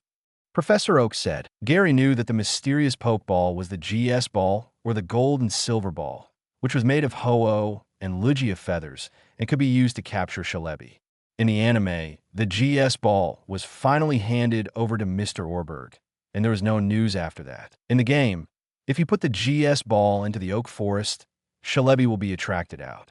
To put it bluntly, the GS Ball is the Celebi summoning prop. Eternal Summer Island, Swimsuit Sisters. Great, I want to go, I must go. Xiao Gang raised 103 hands in agreement. I want to go to the Orange Islands too. Misty also raised her hand in agreement. Then I'll go too. Seeing that Xiao Gang and Misty both wanted to go, Ash had no objection. Then there's no time to lose. You guys should set off tomorrow. Tian Kunbo said. In this way, Professor Oak arranged a trip to the Orange Islands for Ash. Night. Gary called Sizer to him. After winning the Quartz Conference champion, the system's rewards were all distributed. Now there are 2 silver crowns, and Gary plans to use one to raise Sizer's potential to the champion level first. There's also one more gold bottle cap, and Gary has no hesitation in raising his Blastoise's quasi-legendary to the legendary level. Blastoise is Gary's Earl Dervish Pokemon, so Gary is willing to spend a lot of money. Then, Gary consumed 14 intermediate rare candies to raise the levels of Exeggutor, Ice Pokemon, and Forsaken to level 50. Gary also has a bronze crown in his hand. Since there is only one, Gary plans to let the Pokemon with quasi-elite potential compete among themselves. Whoever is the first to reach level 59 will be given the bronze crown to raise its potential to level 50. Now everyone is at the same starting line. It depends on who works harder. But the Super Iron Tyrannosaurus is a bit higher, so it should be the first to reach level 59. 163, Seafoam Islands, Harmonious Shelter the next morning. Gary and Ash's group left Pallet Town from different directions. Gary and Sabrina rode on Aerodactyl and flew directly to Cinnabar Island. Cinnabar Island is close to Seafoam Islands, so all supplies will be made on Cinnabar Island. In fact, Gary also knew that there was Articuno in another place, which was the Snow Mountain in Johto region, where the legend of Articuno has been circulating. It is said that 1,200 years ago, 3 travelers were trapped in the mountains. At this time, an Articuno led them to a safe place. A year later, the 3 travelers returned here and made a statue for Articuno to express their gratitude. So Gary knew 2 places to spawn Articuno, and he just needed to look for them slowly. As long as he was sure that Articuno existed in Seafoam Islands, it would be easy for Gary to find Articuno. Although the 3 sacred birds have different attributes, they all have the same ability, which is to change the surrounding weather. The 3 sacred birds have the habit of migrating. When they're tired of flying, they will look for a place to rest. These places are basically fixed. They will take a temporary rest in the middle, but as long as there is no accident, they will settle in a fixed place. After arriving at Cinnabar Island, Gary and Sabrina replenished supplies in the town, and then took a boat to Seafoam Islands to return. Although Seafoam Islands are not suitable for human habitation, trainers on Cinnabar Island sometimes come to Seafoam Islands to train Pokémon and capture Pokémon. The cave climate inside Seafoam Islands is cold, and many ice-type Pokémon live there. Trainers who want to capture ice Pokémon occasionally come to Seafoam Islands to look for them, but there are still relatively few people. After all, Seafoam Islands are in a temperate climate, with 4 seasons like summer. Ice Pokémon basically hide in the cave and only come out at night. Gary and Sabrina found a suitable place for camping and set up a tent. Sabrina also released her Pokémon to help. Psychic Pokémon were very helpful, especially Sabrina's Mr. Mime, who was responsible for all the logistics along the way. Among Sabrina's Pokémon, only Slowpoke was relatively lazy. Although this Slowpoke used to be very unruly, he usually liked to lie in one place and be in a daze. Just as everyone was busy setting up the tent, a Shelder came out from nowhere. When a Shelder saw the dazed Slowpoke, it jumped over and bit Slowpoke's tail. Stay! Slowpoke felt his tail being bitten by something and turned around to see that it was bitten by a Shelder, and then his body burst into an incandescent evolution light. The sudden strong light attracted Gary and Sabrina, who were setting up the tent, and they all looked at Slowpoke. This evolution. Gary was confused because he didn't see the Shelder appear, and he didn't know what was going on. Sabrina was also confused. Under the two's confusion, Slowpoke's body changed in the light, and his body slowly became taller, and a spiral shell grew on his tail. The light dissipated, and Slowpoke evolved into Slowbro, but this Slowbro is a little different. The Euro-shaped shell on its tail is not gray, but poop yellow, which is the color of Flash Slowbro's tail, but the color of Slowbro's body is still the pink of ordinary Slowbro. Evolve? Sabrina asked in surprise. Sabrina didn't plan to let Slowpoke evolve, and she didn't know what was going on. This is Seafoam Islands, and the cave is a place where people live. Shelder, it should be that Shelder bit Slowpoke's tail, which made it evolve into Slowbro. Gary analyzed. It turned out to be like this. Sabrina couldn't accept it. It wasn't that she didn't want Slowbro to evolve. Even if she evolved, Sabrina would choose a Shelder with higher potential. What's going on now? But your Slowbro shell is different from that of ordinary Slowbro. Gary took out the Pokédex and scanned Slowbro. The Pokédex showed a photo of normal Slowbro. Sabrina looked at it, compared it, and asked in confusion, "It's really different. Why is this?" Gary frowned and thought for a while, and suddenly thought of a possibility. That is, the Shelder that bit Slowbro's tail was a Flash Shelder, so after evolving, the color of the shell on the tail was different. If I'm not mistaken, that Shelder should be a different color, so after evolving, the color of the shell is different. Gary said. Sabrina was even more surprised. It's okay to evolve unexpectedly, but the Shelder is actually a different color. The probability is very high. It's just a pity that the process was not filmed. If it was filmed and posted online, it would definitely become a hot video. I guess many scholars of the spirit realm would like to borrow Sabrina's Pokémon to study it. Gary's heart was bleeding. The appearance of this Shelder should be caused by Shiny Charm. Gary has only captured 3 shiny Pokémon so far. He finally encountered the 4th one, and Sabrina's Slowpoke took advantage of it. LV33 Slowbro 3/Quasi-Elite. However, judging from the basic introduction of Slowbro, the potential of that shelter should not be high. After all, Slowbro also had the potential of Quasi-Elite before it evolved. The matter of Slowpoke evolution came to an end. Gary and Sabrina continued to organize the tent. After all the logistics were handled, Gary came to an open space and released Zapdos. Zapdos, can you feel the change in the surrounding climate? Gary asked. Zapdos rushed into the clouds of soaring in the sky and came down after a while to report the information he had discovered. According to Sabrina's translation, Zapdos sensed cold air in the clouds, which means that Articuno had appeared nearby, and it was recently. Cold air will move with the climate, and it is impossible to hover in the Seafoam Islands sky all the time. This means that Articuno either just passed by the Seafoam Islands or stopped here to recover his experience. Articuno needs the natural cold environment to recover his experience. So if Articuno is really there, he should also enter the cave. Sabrina, Articuno is likely in the cave in the Seafoam Islands. Let's get ready and go into the cave to look for Articuno at night. Gary said. Okay. Sabrina nodded. She was also very excited at the moment and wanted to see Articuno. Night fell. Gary and Sabrina came out of the tent, leaving Mr. Mime watching. Gary and Sabrina came to the entrance of the cave inside Seafoam Islands. After entering, Gary threw a Pokeball. Great! Gary released an Ice Blue Snow Fox. LV50 Ice Pokémon 3/Quasi-Elite. 164. Finding Articuno, Ice Pokémon. Please find the place with the most ice energy. Gary said, as an Ice-type Pokémon, Ice Pokémon can sense ice energy and find the place with the most ice energy. Basically, all ice Pokémon have this ability. Articuno is resting at Seafoam Islands. He will definitely not stay outside, but will stay in the cave because the ice energy in the cave is the most abundant. If Articuno wants to recover quickly, he will stay in the cave where the ice energy is the most abundant.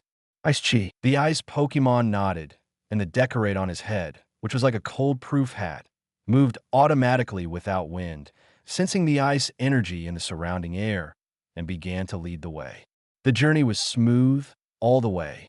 When they encountered a road that was blocked, they directly destroyed it or teleported to it. Gary had prepared Max Repel long ago, and no wild Pokémon dared to approach them. Soon, under the guidance of the ice Pokémon, Gary and Sabrina came to the bottom of the Seafoam Islands cave.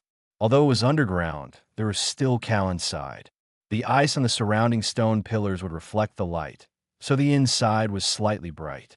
As they went deeper, the air around them became colder and mist came out of their noses from time to time. It was the exhaled carbon dioxide.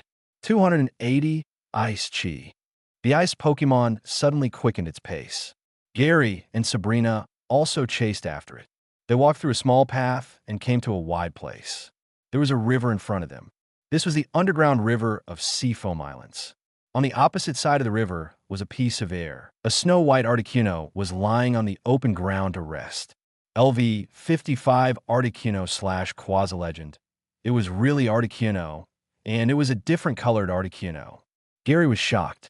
Sabrina had never seen an Articuno before, and did not realize that the Articuno on the opposite open ground was a different colored Articuno. Articuno's feathers are blue, but the feathers of the different colored Articuno are gray-blue, especially when it stays in an ice and snow environment.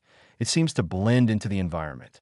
This Articuno is not of high level, and with Gary's current strength, he can completely deal with it. Today's luck is really good. It only took one day to find Articuno. Articuno seemed to feel someone approaching him and slowly opened his eyes. When he saw that it was a human, Articuno also showed a vigilant look but did not rashly launch an attack. The two sides just stared at each other.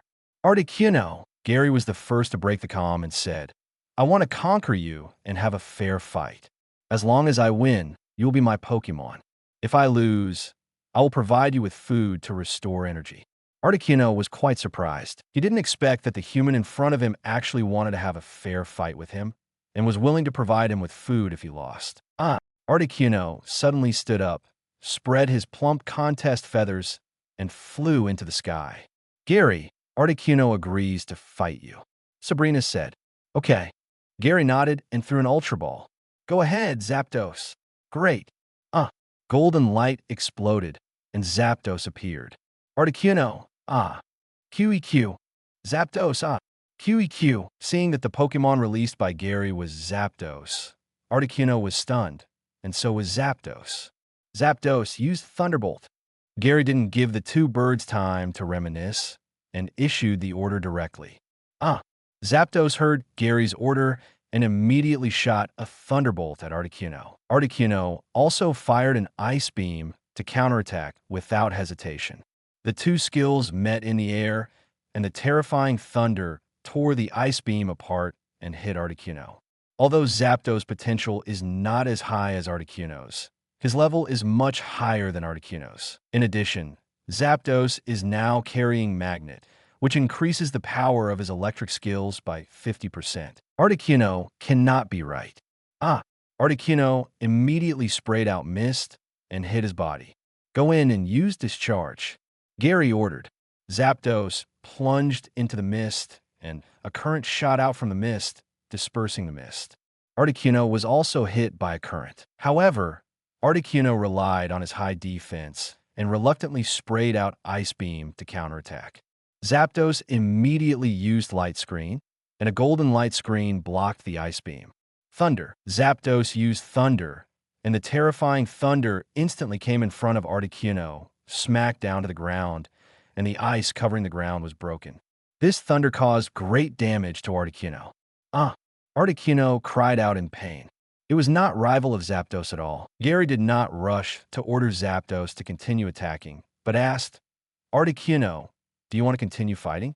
I suggest you give up. I will heal you. Zapdos also cried, probably trying to persuade Articuno. After all, Zapdos knew the magic of Gary. Tell Articuno that it is not a loss to follow Gary. Articuno thought for a while, nodded slightly, and admitted that he was defeated. Seeing Articuno give up, Gary let the ice Pokemon freeze the water surface, walked to the other side, treated Articuno's injuries, and fed Articuno the energy cube prepared for the ice Pokemon. Articuno silently endured all this, wondering why Gary did not lose the ball, because he had seen the trainer catching wild Pokemon. Gary didn't do this because he wanted to leave a good impression on Articuno. He really values the cultivation of feelings. After Articuno was treated and fed, Gary took out an Ultra Ball and said, Be my Pokemon. I will help you become stronger, and when I don't want to be a trainer anymore, I will let you go. Articuno nodded slightly. This was an agreement made before the battle. As a legendary Pokemon, it would not break the contract. Moreover, it had a good impression of Gary just now, so he should be a good human boy. Then come in. Gary took the Ultra Ball and gently pressed the switch side on Articuno. The Ultra Ball opened and Articuno was put in. The Ultra Ball stopped shaking after shaking 3 times in Gary's hand. Ding! Mission progress +1. Reward is to give up the space backpack. For the mission of catching the 3 sacred birds, each catching one of the 3 sacred birds will be rewarded with a gold bottle cap. Gary was also generous and used the gold bottle cap directly on Zapdos, the hero, to raise his potential to a quasi-legendary.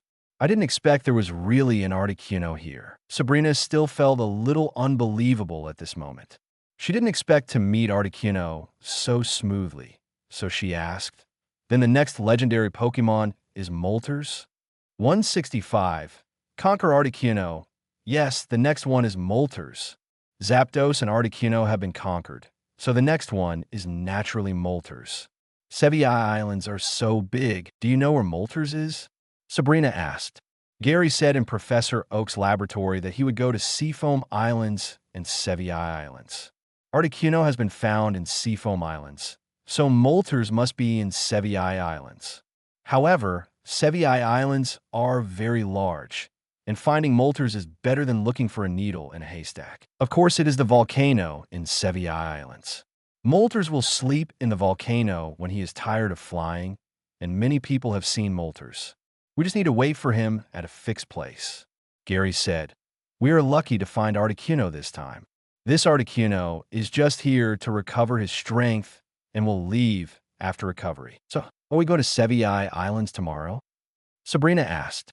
Let's go to Cinnabar Island first. There's a boat there. We can just take the boat there and have fun while traveling. Gary said. After deciding on the next itinerary, Gary put the ice Pokemon back into the Pokeball. Sabrina held Gary's shoulder and used teleport to return to the place where the tent was set up.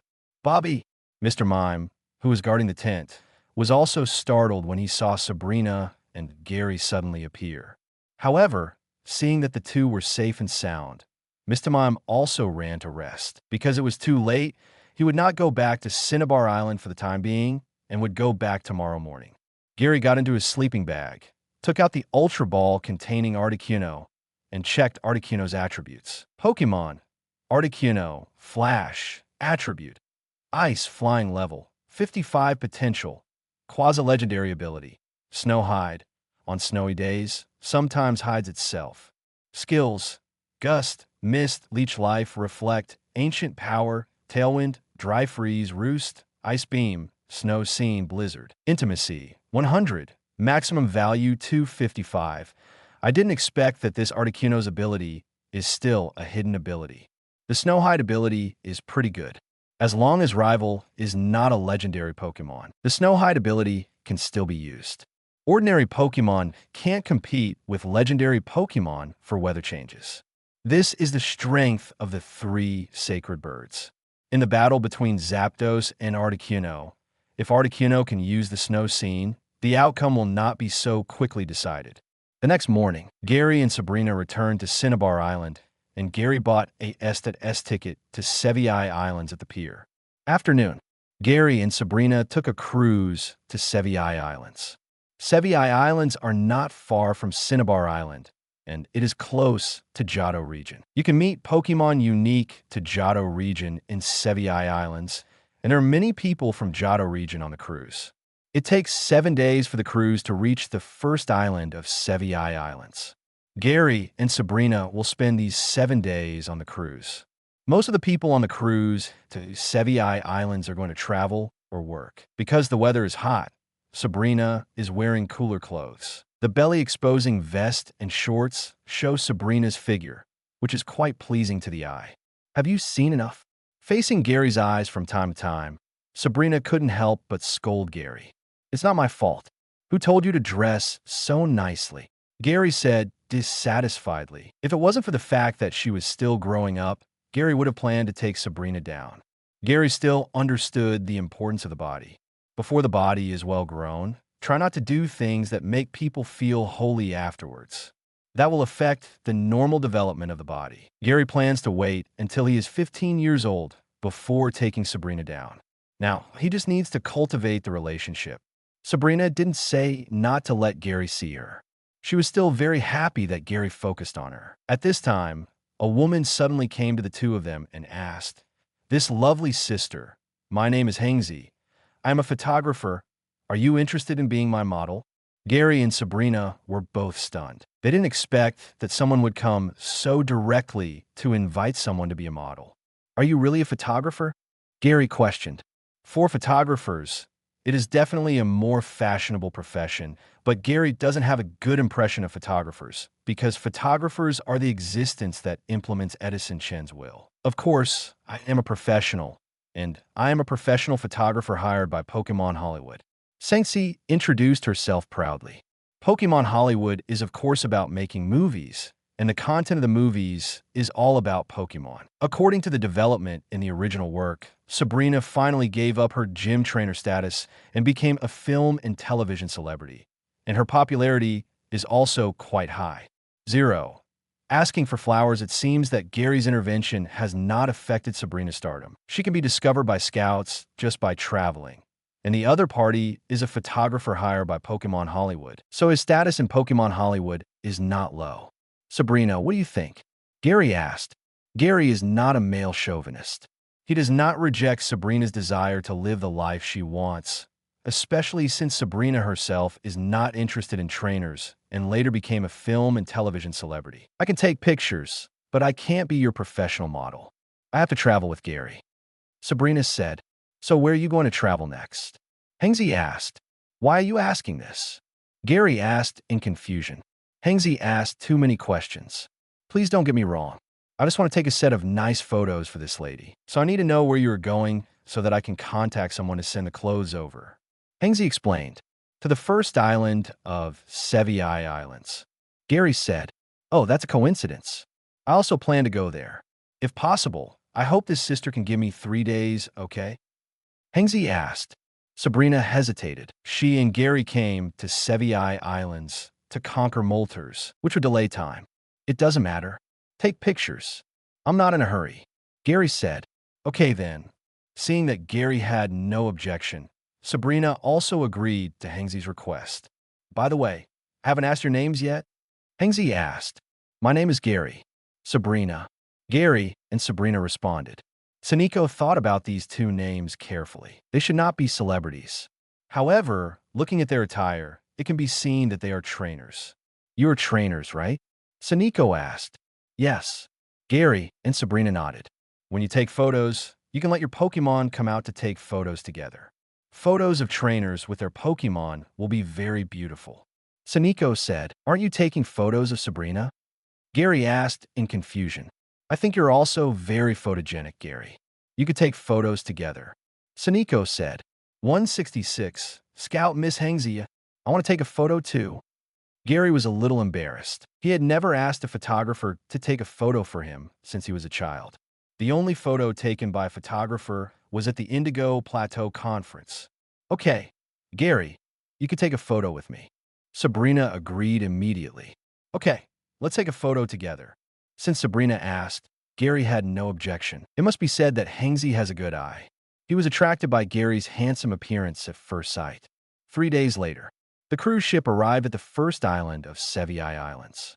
Gary, Sabrina, and Hengzi all got off the cruise ship here. After 3 days of getting to know each other, Gary also knew that Hengzi was from Sinnoh region and came to Seviai Islands to take pictures and take some photos back. It was only on the cruise ship that he was attracted by Sabrina's temperament and was willing to take photos for Sabrina. Usually, many white, rich, and beautiful women would ask Hengzi to take photos for them, but they couldn't get a number. He is a well-known figure in the photography industry.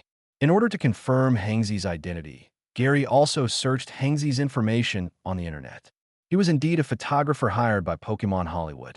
After confirming Hengzi's identity, Gary was relieved.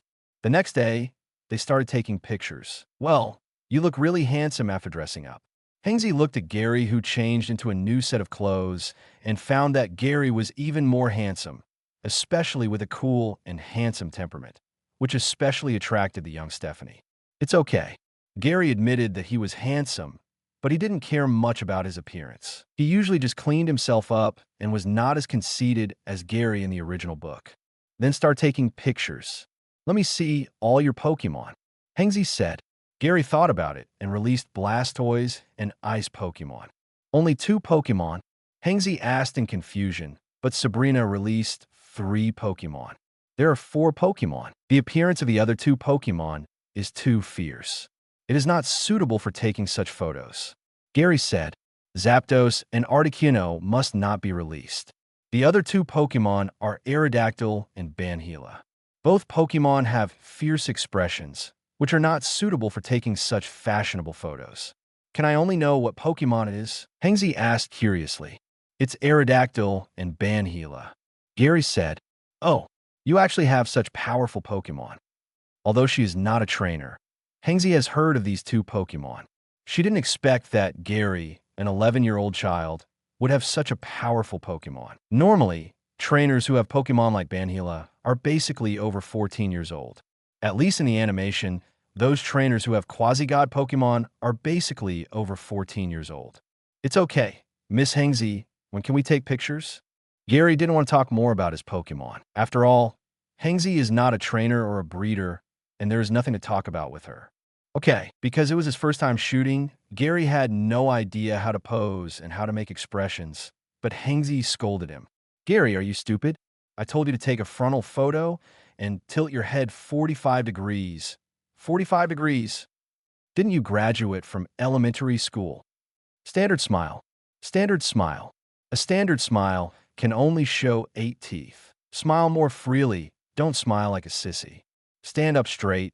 Don't tilt your body at every turn. Haven't you ever participated in military training? After all the operations, Gary felt tortured. He thought being a model was a very easy job, but he didn't expect it to be so difficult. However, being a model requires talent. Sabrina has a high level of understanding in shooting. Hengzi only needs to give a little guidance, and Sabrina could draw inferences from one example and perform various professional actions. At this moment, Sabrina seems to be an international top model. Especially Sabrina's natural indifference and noble temperament is beyond the reach of all international supermodels. Great, Sabrina, you are simply a natural top model. If you're interested in fashion shows, I can recommend you to the modeling circle. Hengzi said excitedly. I'm not interested in being a fashion show model, Sabrina said. Sabrina's personality is that strangers are not allowed to enter. It's okay to let her take pictures, but she can't stand letting her walk in front of a group of people and being watched like a monkey. Zero. Then are you interested in making a movie? You are very suitable for the heroine of a drama. Hengzi said, movies? Sabrina was confused. She had watched movies before, but she didn't expect that she would have the opportunity to shoot them. She was immediately moved. Where was the movie shot? Gary asked. Of course, Pokémon Hollywood is going to start a new TV series, Pokémon Special Forces, with several main characters. The director wants an actress with a cold temperament, but he has not been able to find a suitable role. I think you are very suitable, Sabrina. Hengzi said, but I have never learned to act. Can I act? Sabrina said, you can learn if you don't know how to act. I personally think you are very talented in acting, and there is no emotional drama in this TV series. It is just a psychic out-of-control girl. It should not be difficult. Hengzi said, psychic out-of-control girl. Sabrina said that she was implied, but this role was created specifically for her. Ms. Hengzi, I need to think about it, and can't give you an answer for the time being. Sabrina said, okay, this is my business card. If you think it through, you can contact me at any time, but this drama will start shooting in half a year, and you only have 2 months to think. Hengzi handed his business card to Sabrina. If others had this opportunity, they would definitely agree to give it a try, regardless of whether it would work or not. But Sabrina's identity doesn't matter at all. She's a psychic, and her status is much higher than that of a movie star. As long as Sabrina wants to make a movie, Pokémon Hollywood will also warmly welcome her.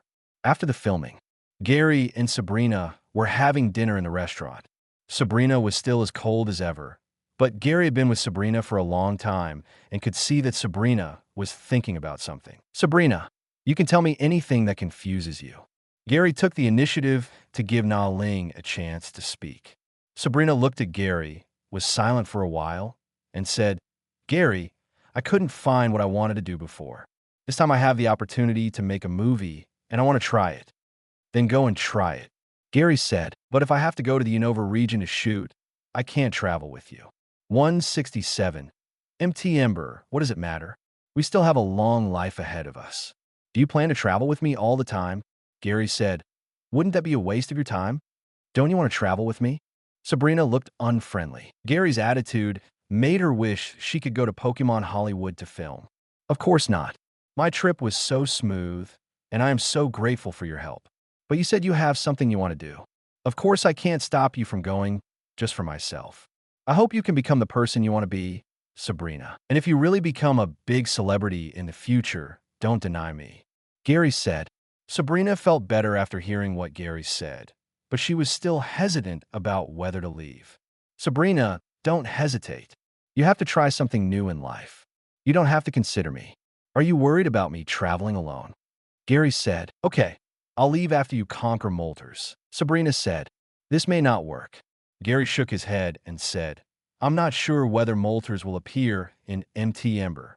If he appears for half a year, it will delay your filming. Then wait for 2 months. Sabrina said, 2 months is too much for you. You only have 2 months to think. It will take time for you to rush to Unova region, and you also have to learn acting. I suggest that you go to Unova region in a month, whether you meet Moltres or not. Gary said, okay, I'll listen to you. Although she was reluctant, Sabrina still wanted to film. After all, she finally had something she wanted to do, so she had to give it a try. The next day, Sabrina told Hengzi that she was willing to film. Hengzi said that after she finished filming in Sevilla Islands, she would return to Unova region and call Sabrina at that time. If the director agreed, she would call Sabrina.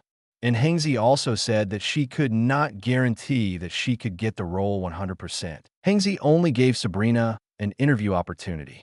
If she didn't pass, Hengzi would recommend Sabrina to other crews.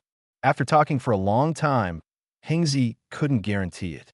However, Gary thought it was not a big problem, because Sabrina later developed in Pokémon Hollywood and became a famous film and television celebrity. He believed that the director of the Super Force would take a fancy to Sabrina. After 3 days, Hengzi took the photos she wanted and left to shoot on other islands. Gary was finally able to find Moltres as planned. Although Moltres is one of the 3 sacred birds, it is very aggressive. Even some powerful wild Pokémon can challenge Moltres. For example, Ash's Infernape took the initiative to find Moltres to fight during the journey. After all, the sacred fire of the Alliance Conference is the flame of Moltres, which means that Moltres itself is a symbol of fighting. Gary and Sabrina took Blastoise and arrived at the entrance of Empty Ember by land and sea. Gary did not choose to go through the cave, but chose the road outside and went directly to the top of the volcano. As for why he didn't fly up directly, he wanted to see if there were any Pokémon worth catching. The collection task for Team Green, the second released by the system, has not been completed yet. Currently, there are still 3 Pokémon left to capture: Gyarados, Heracross, and Machamp. Gyarados has been internally selected.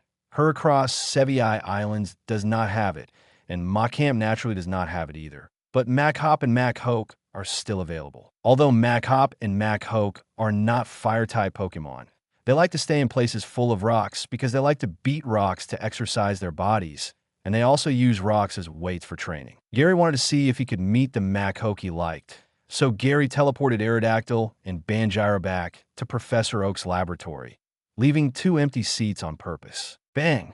Bang! Bang! When they reached the middle of the mountain, Gary and Sabrina were in a relatively open area and saw a group of Machop and Machoke beating rocks in the open space, and some of them were using rocks to lift weights. LV35 Machop 3/Elite LV31 Machop 3/Elite LV33 Machop /Elite LV38 Machoke /Elite LV39 Machoke 3/Elite. There are 5 Pokémon in total. Gary took a quick look and lost interest. All of them have elite abilities, which are not in Gary's eyes. Gary's current Pokémon captures start with elite potential at the very least. Although the standard is very high, if you encounter a Pokémon you like, you can lower it to quasi-elite potential. This is already the bottom line and cannot be lowered any lower. Why? Don't you like these Machop and Machoke? Sabrina asked. Sabrina's knowledge of Pokémon is not as good as Gary's, but she can see that these Machop and Machoke are healthy and should look good. The breeder ones are good, but they are too old. Judging from the strength of their Rock Smash stones, their strength is not even at the gym level. At such an old age, their strength is not at the gym level, and their potential is definitely not good. Gary said, Really? Then let's look for them slowly. Sabrina said. The 2 continued to climb the mountain. Along the way, they also saw Ponyta, Vulpix, Platypus, and other Fire-type Pokémon. Near the mouth of the volcano, they can also see Slugma and Magcargo, which are unique to the Johto region. It's a pity that there is no Pokémon with high potential. The highest potential is the elite. I can't even meet a Pokémon with gym potential. My luck is really not good. Arrived at the top of the volcano. Xiao 993 Mao looked at the boiling magma below. He could see Slugma and Magcargo moving on the magma, and he could also see Platypus. These 3 Pokémon can live in magma. Zapdos, come out. Gary released Zapdos and said, Change the surrounding climate. Zapdos cried and flew towards soaring in the sky. Slugma and Magcargo, who lived in the magma, hid after seeing Zapdos, including the Platypus. The oppressive feeling of a legendary Pokémon still had an impact on these ordinary Pokémon. Soon, Empty Ember Sky was covered by a layer of dark clouds, and then a drizzle began to fall. The rain fell on the magma, making a sound of sizzling, sizzling, sizzling, and the rain was instantly evaporated. As the rain became more and more dense, white smoke rose. Gary and Sabrina watched quietly on the side and could smell a strong smell of sulfur. Gary was going to force Molters out because Molters could sense the weather changes outside. If he was really in the magma, he would definitely come out to change the cloudy day to sunny day, which would be more helpful for his recovery, because sunlight can also restore energy to fire-type Pokémon.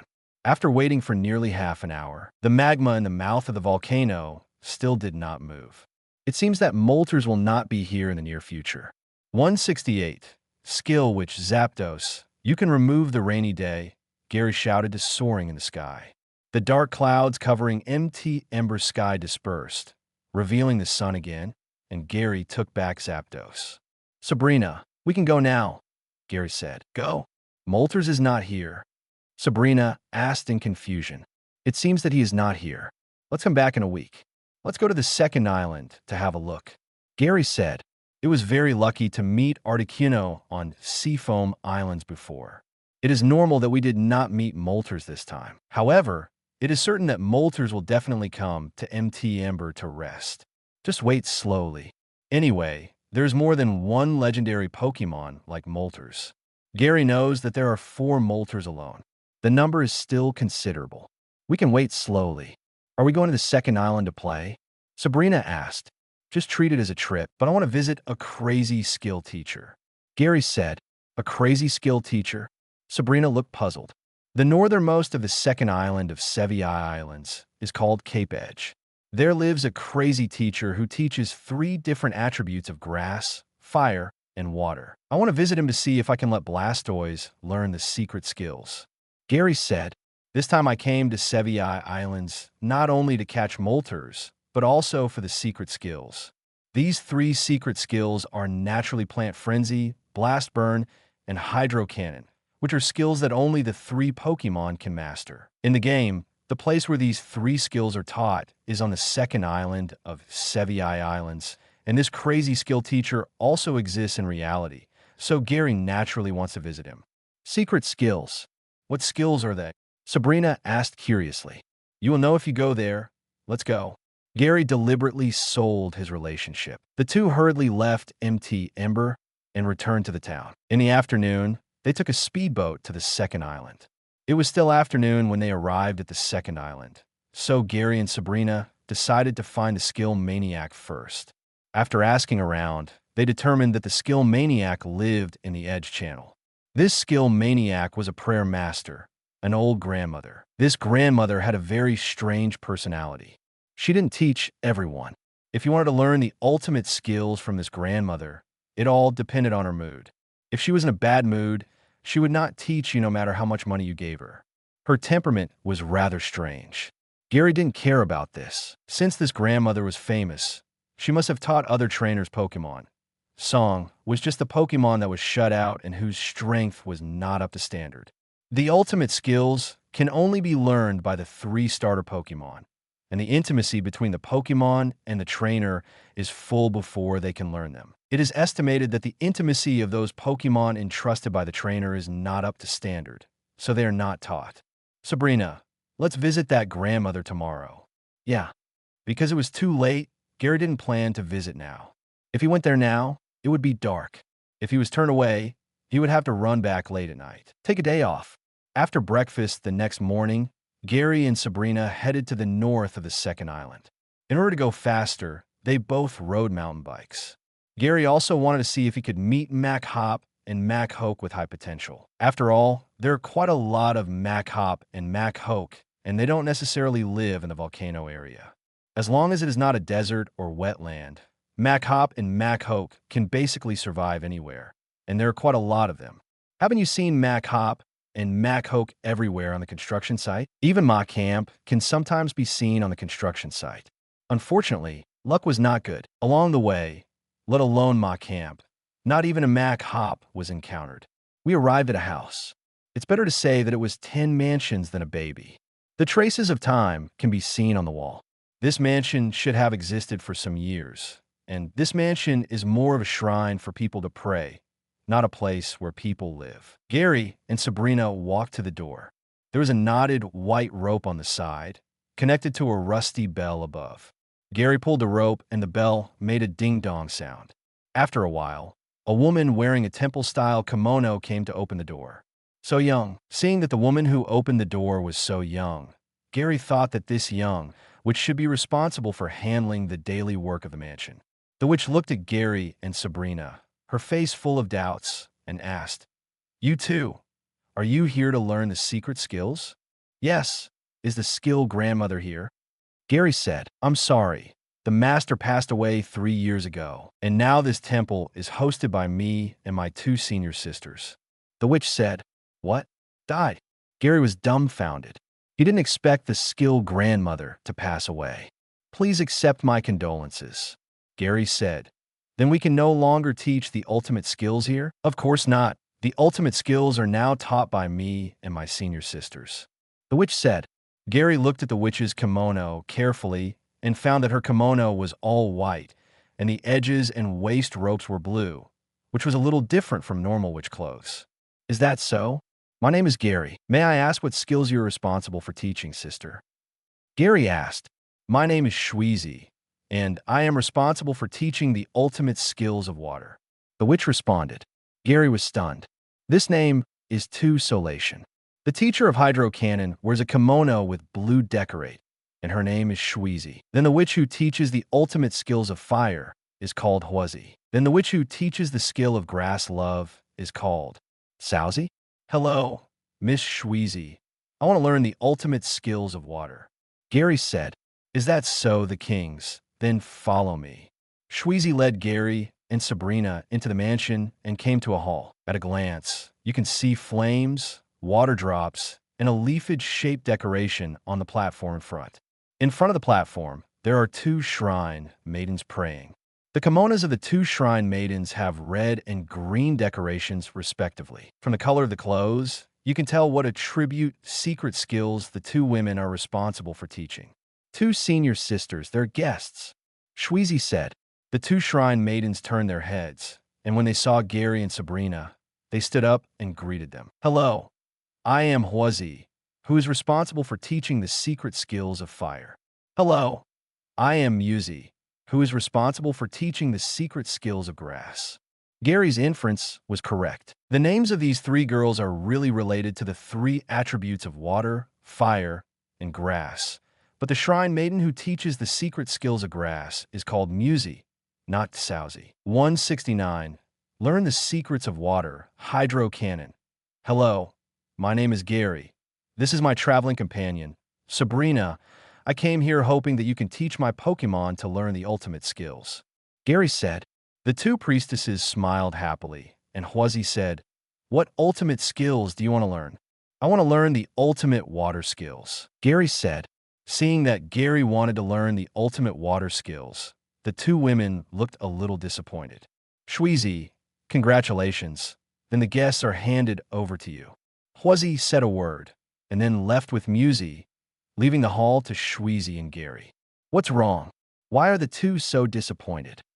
Gary asked puzzledly. "Because teaching skills is charged. You are here to learn the ultimate water skills, so naturally I will charge. So they are naturally disappointed," Shweezy said. Gary thought that the 3 priestesses were masters from the world, and they had already looked down on worldly things, but he didn't expect that they still loved money so much. "Then how much is the fee?" Gary asked. "No hurry. Let me see if your Pokémon can learn the secret of water." Mizuko shook her head and said, "If not, I can't teach you no matter how much money you give me." Gary knew that in order to learn the secret skills, in addition to the 3 starter Pokémon, the intimacy between the trainer and the Pokémon must reach the maximum value of 603 degrees. "How do you see?"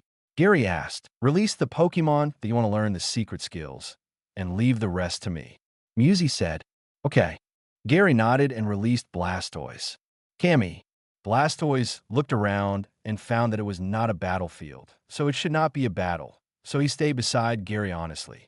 Mizuko saw Gary's Blastoise and said with shining eyes, "Your Blastoise has great potential, and the breeder is very good." "Thank you." Gary was very happy when others praised his Blastoise breeder. After all, if you were given a rough gym and the trainer itself is not a good breeder, it would be a waste of God's gift. For example, Ash's Charizard. Charizard's original trainer was Damien, who actually discarded a Charmander with championship potential. Now you two kneel down and pray in front of the secret statue. Shweezy said. Gary looked at the secret statue on the altar in front of him, which was decorated with flames, water drops, and leafage, but the decorates were all made of a crystal-like mineral, and the colors were red, blue, and green. Blastoise, let's do it. Although Gary didn't know how the other party was going to test him, since he was here, he just followed the host's wishes. Anyway, the elemental power, symbolized by this statue of mystery, can be considered natural energy, so it's okay to kneel down and worship it. Gary and Blastoise came to the statue of mystery and worshipped on the cushion. Just close your eyes and pray in your heart. Shweezy said. Gary and Blastoise both closed their eyes. Gary didn't know what to pray for, so he could only pray that he would have good luck in his future journey. He could not count on a legendary Pokémon, but he could capture more rare shiny Pokémon. Blastoise was praying that he would become stronger and stronger and become the strongest Pokémon in Gary's team. Currently, Blastoise was no longer the first in Gary's team. Zapdos was a fatal danger to him, and the newly joined Articuno seemed to be able to target him, so his position in the team was reduced by 1. Before coming, Gary told Blastoise that the skills he learned this time were only mastered by him, and they were also the strongest ultimate skills of the water system, which made Blastoise look forward to it. Not long after, the water droplet on the ultimate statue flashed a faint blue light, and the light became brighter and brighter. Sabrina was quite amazed to see this scene. As a superpower, she did not sense anything from the secret statue.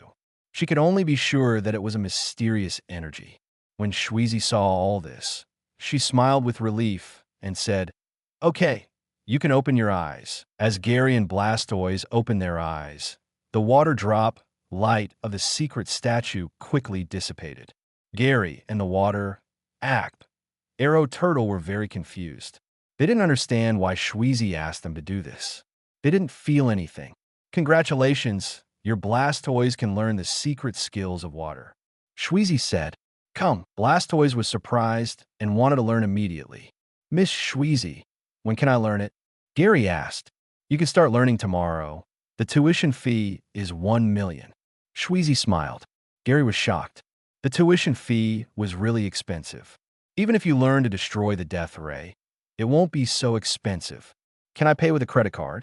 Gary asked. Of course you can. Shweezy stretched his hand behind his back and reappeared with a card reader in his hand.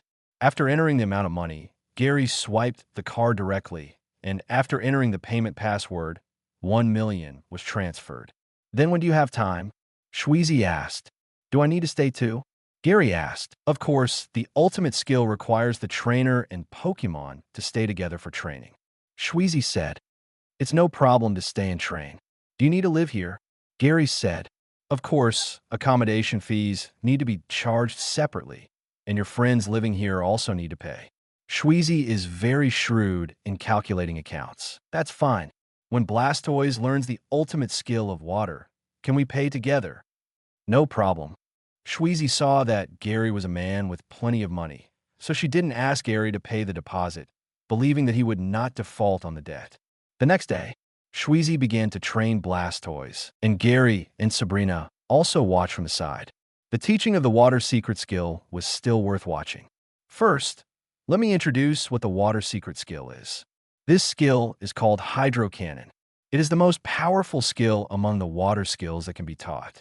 Only certain water Pokémon can learn it. Blastoise is one of the water Pokémon. Shweezy first introduced the skill information of the water secret skill. Cammy. Blastoise nodded, looking as if he understood it. The power of this move can be said to have no upper limit. It depends entirely on the strength of the Pokémon and the depth of the bond between you and the trainer. The power will also be improved. However, it is very difficult to practice to this level. At present, Blastoise only needs to master the basic Hydro Cannon. Let me talk about how to use Hydro Cannon. Blastoise, you need to feel the bond between you and Gary, feel the power of the bond, and integrate it into the hydro pump. The power of the hydro pump will be greatly enhanced. You just keep using the hydro pump on this mountain wall. When you destroy the mountain wall with one blow, your hydro cannon will be trained. 170. Hydro Cannon X. Gary and Blastoise looked at the huge mountain wall. With the power of Blastoise's hydro pump, it was impossible to destroy such a thick mountain wall. Can this really be done? Gary thought that if Blastoise Mega evolved and used hydro pump, it would be possible to destroy the mountain wall. It would be very difficult to just blow it through by blowing it away. It depends on your and Blastoise's efforts. I can teach you, Mizuko said, taking out a Pokeball from her clothes and throwing it out. Great. LV60 Feraligatr 3/Elite. A Feraligatr with elite potential, one of the 3 starter water pets in the Johto region. Feraligatr, use Hydro Cannon. Mizuko gave the order, and a large amount of blue energy airflow burst out from Feraligatr's body. A rapid spin water stream condensed in front of his mouth, and then a rapid water column sprayed out. It was called a water column, but it was more like a beam of light condensed by water power. Boom! A big hole was blasted out of the huge mountain wall. This was definitely not the damage that Blastoise could cause at this stage. This Feraligatr's potential was not as good as Blastoise's. Although there was a gap in level between the two sides, the gap should not be so big. This is Hydro Cannon. There's no point. It just compresses water energy, but it requires the bond power of Trainer and Pokémon to compress water energy to this extent. You try hard. Mizuko said, okay, Blastoise, try to communicate the bond power to compress water energy. Gary said, Kami. Blastoise nodded, and the condensed water energy in the barrel began to compress the water energy, and then sprayed out water bubbles. Bang! The hydro pump hit the mountain wall, but it only broke a few pieces of rubble, and the mountain wall was not penetrated. To feel the power of bondage, your hydro pump is no different from your usual full-strength hydro pump. Gary said, by the way, I forgot to give you this. Wear it, and it can help you practice hydro cannon. Shweezy thought of something, took out a bracelet, came to Gary, and grabbed Gary's right hand without thinking, and slapped the bracelet directly to Gary's wrist. The bracelet was directly put on Gary's wrist. Huh, this is... Gary looked at the bracelet carefully. There's a water drop logo on it, which was very similar to the bracelet that the skill mother-in-law took out in the special comic. This bracelet helps you connect the power between you and Blastoise. When the water drop on it lights up, it means that your intention is conveyed to Blastoise so that you can use Hydro Cannon. Shweezy said, why didn't you take out this thing earlier? Gary complained. You forgot it, so continue. Mizuko stepped aside and let Gary and Blastoise continue to practice. Gary and Blastoise continued to practice Hydro Cannon, but no matter how they contacted, the water drop on the bracelet did not light up, indicating that Gary's intentions were not conveyed to Blastoise. Gary was also quite troubled. The power of bond existed in the Pokémon world, but it was also the most erratic power. Even Ash in the Mahayana stage could not master this power. After 3 consecutive days of practice, Blastoise's Hydro Pump skills had improved a little, but he just didn't master Hydro Cannon.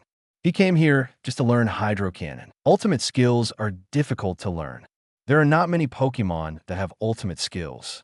Even Charizard of Dante has not mastered the ultimate skill of Fire, Blast Burn. A week later, Hydro Cannon was still nowhere to be seen, but Gary asked Mizuko for half a day off. The reason for the leave was to go to MT Ember to see if Moltres had arrived. For the sake of convenience, Gary rode Articuno directly to the entrance of MT Ember Volcano. After arriving, he asked Zapdos to rain for half an hour. Moltres did not appear, so Gary rode Articuno back to the Marginal Cape. After a long time, the Fire and Rock Pokémon living on MT Ember became emo. Why does it rain all the time? They don't like rainy days. Mr. Gary, it seems that your meaning cannot be conveyed to Blastoise. You have no chance to learn Hydro Cannon, so give up. A month later, Blastoise still did not master Hydro Cannon, and Mizuko advised Gary to give up. Don't Blastoise, and I meet the conditions for learning. Gary said, each condition does not mean that you can master it. I suggest you give up and don't waste your money. The mountain wall has been washed smooth by your Blastoise. 0. Please give me flowers. Because of the long-term use of hydro pump to attack the mountain wall has been washed smooth and looks like stalactites. Give me another week, okay? If I can't learn it, I will give up. Gary said, okay. Shweezy agreed and gave Gary the last week. Blastoise, practice for another week. If you still can't master it, then give up the water system of Hydro Cannon. Gary said, Kami. Blastoise was a little depressed, wondering if it was caused by it. Blastoise has always been very confident in his own strength. This time, it took him a month to learn a skill, but he still couldn't find the shadow of Hydro Cannon, which made him feel autistic. It's none of your business, it's my problem. Don't be discouraged. It doesn't matter if you don't master Hydro Cannon. We can still become stronger. Your strength does not depend on whether you can master 10 powerful skills. Gary comforted Cammy. Blastoise nodded and tried to learn for another week. If he really couldn't learn it, then forget it. 3 days later in the morning, it's time to go to MT Ember regularly. He followed Articuno to the entrance of MT Ember Volcano. Gary looked at the eyes in the entrance of Volcano. How many fire Pokémon survived in the magma? Gary knew it clearly in his heart. It seems that molters will not come here to rest during this period. Gary looked at the clear soaring in the sky. A month has passed, and there is no trace of molters. But Gary only needs 1 molters to complete the task issued by the system. He must be unwilling to leave now. After all, waiting here is not a solution. Gary also wants to defeat the Orange Alliance. Maybe he can trigger the system task and get a few high-level rare candies as rewards. Blastoise, use Rain Dance. Gary was too lazy to release Zapdos and let Blastoise do it directly, just in time to practice the Rain Dance skill. Kami. Blastoise came out of the Pokeball and shot 2 water balls at soaring in the sky. The water balls exploded at the height of several tens of meters at the mouth of the volcano's sky. Clouds quickly gathered together, and it began to rain. 171. Strange weather, Moltres, Gary, and Blastoise silently looked up at soaring in the sky. It was drizzling. The rain didn't last too long. It stopped in less than a minute. The dark clouds in the sky quickly dispersed, revealing the bright sun. Gary looked at Blastoise. Little old turtle, what's wrong with you? The rain dance is too short. Blastoise was also surprised. It usually practiced rain dance a lot, and it should last for more than a minute. Kami. Blastoise was a little embarrassed and used rain dance again. Soaring in the sky was covered by dark clouds again, and drizzle fell. However, the drizzle didn't last long. This time, it didn't even last a minute. The dark clouds dispersed again, revealing the bright sun. Kami. Blastoise felt very embarrassed. It was fine if he couldn't learn the skills, but now even the duration of the 430 rain was so short. Just when Blastoise wanted to continue using Rain Dance, he was stopped by Gary. Stop, it's not your problem. Kami. Blastoise heard the voice and thought for a while. He usually had no problem with Rain Dance. This situation happened at this time. There must be another reason. Gary looked around. The Pokémon living at the mouth of Volcano definitely didn't know the Sunny Day move. If they knew it, they would have used it long ago, and it would not have waited until now. In this way, there's only one possibility left, that is Moltres caused it. The dominant bird can easily change the climate of the surrounding environment. As for whether it was caused by humans, others would not go to MT Ember for no reason. Although the danger level here in MT Ember is not as high as that in MT Silver, it is not something that normal trainers can enter. The strength of the wild Pokémon here is between the elite and gym levels. Zapdos, you come to change the weather. Gary said, great. Zapdos flew to soaring in the sky, and in an instant, the entire mouth of the volcano was covered by dark clouds. Ordinary Pokémon can no longer replace such a climate with this air skill. Gary stared at the magma and found that the magma today was a little different. From time to time, bubbles could be seen coming out, indicating that there was airflow rising from the bottom of the magma. Crash!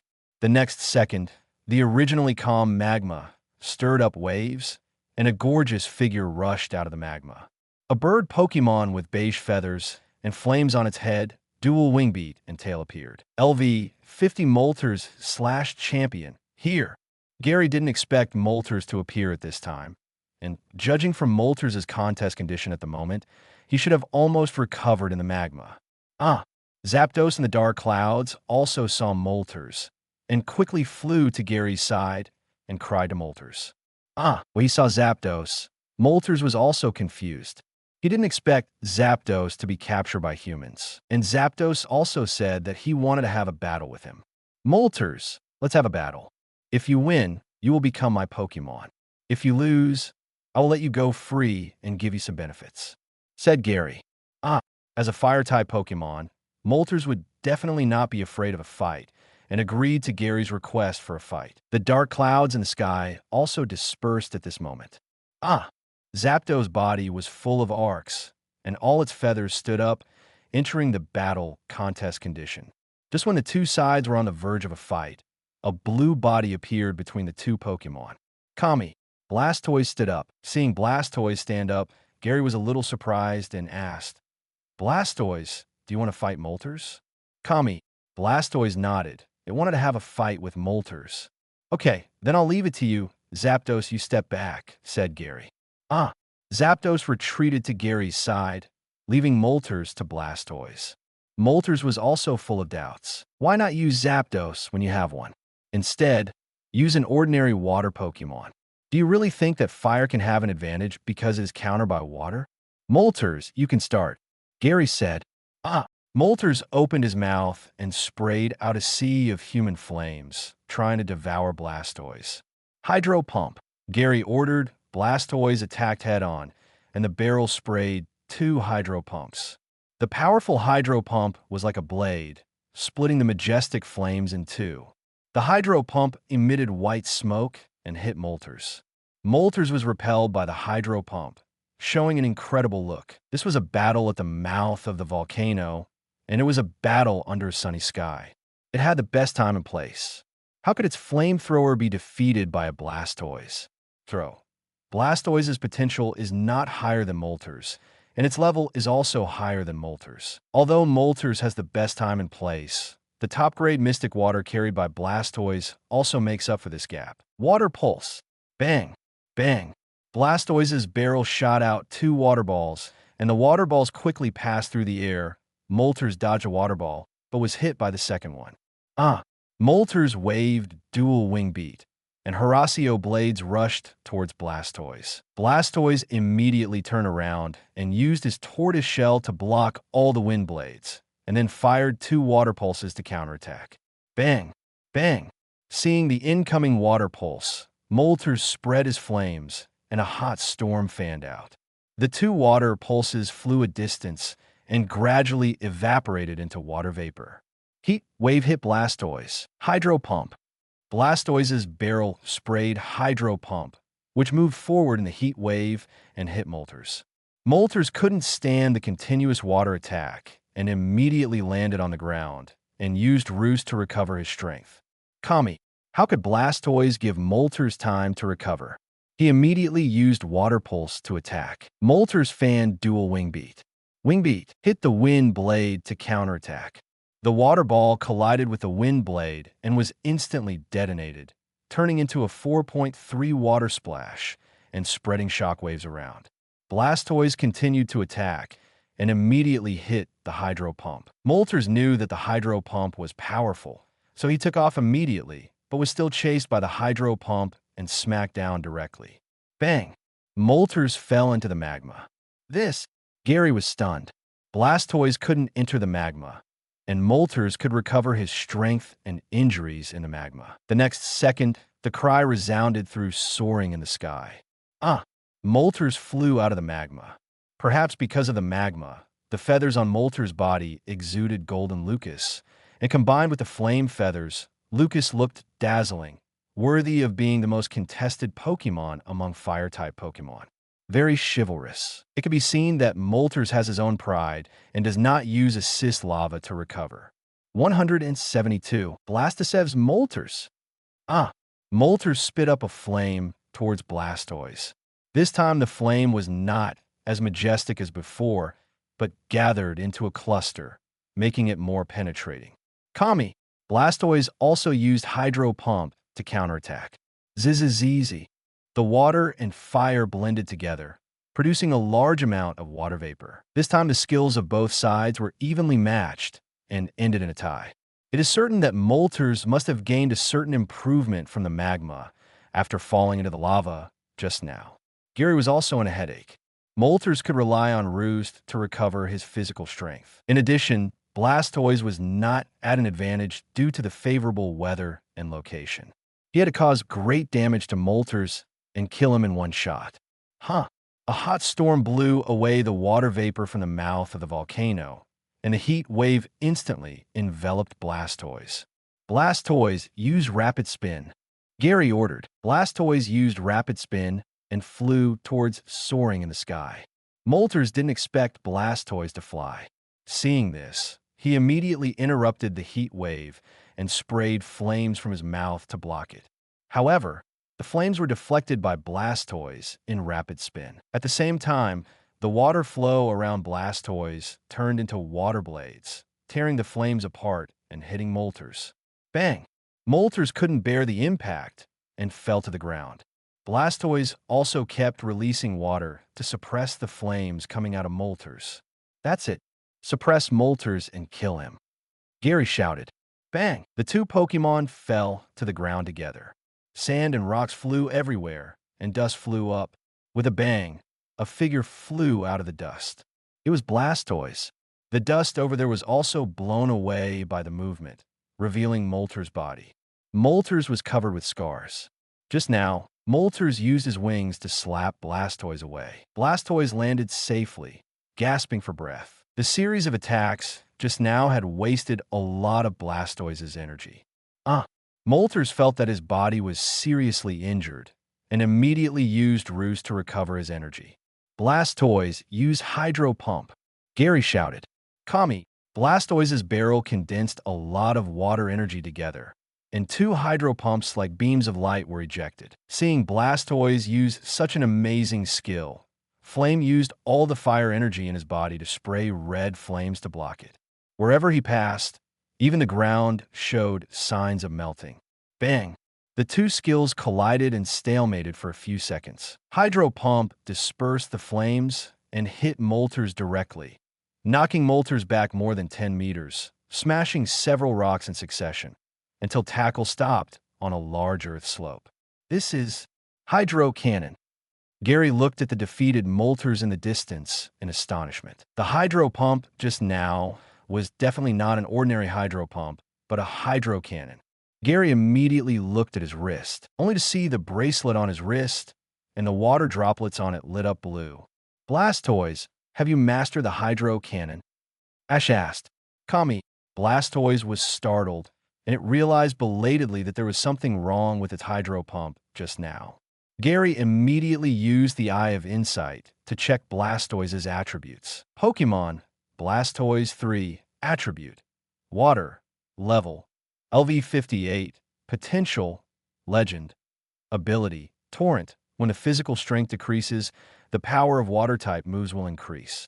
Skills, Tackle, Tail Whip, Water Gun, Shell Shrink, Rapid Spin, Water Pulse, Protect, Rain Dance, Shell Smash, Flash Cannon, Hydro Pump, Skull Bash, Wave Bash. Professor Skills, Water Burst, Mega Kick, Signal Beam, Dynamic Punch, Dig, Hydro Cannon.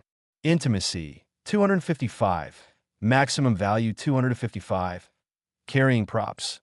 Mystic Water. Seeing the Professor skill column, the last 4 words Hydro Cannon appeared. Gary was immediately happy. He didn't expect that Blastoise had realized Hydro Cannon in the battle with Moltres. Not only did he defeat Moltres, but he also realized Hydro Cannon. It was really a double happiness. Gary asked Blastoise to rest on the spot and ran to the breakthrough to check Moltres' condition. He just lost his ability to fight, and his injuries were not serious. With the help of Zapdos, Moltres was pulled out of the pit. Gary took care of and treated him, and then asked Zapdos to throw Moltres in the magma.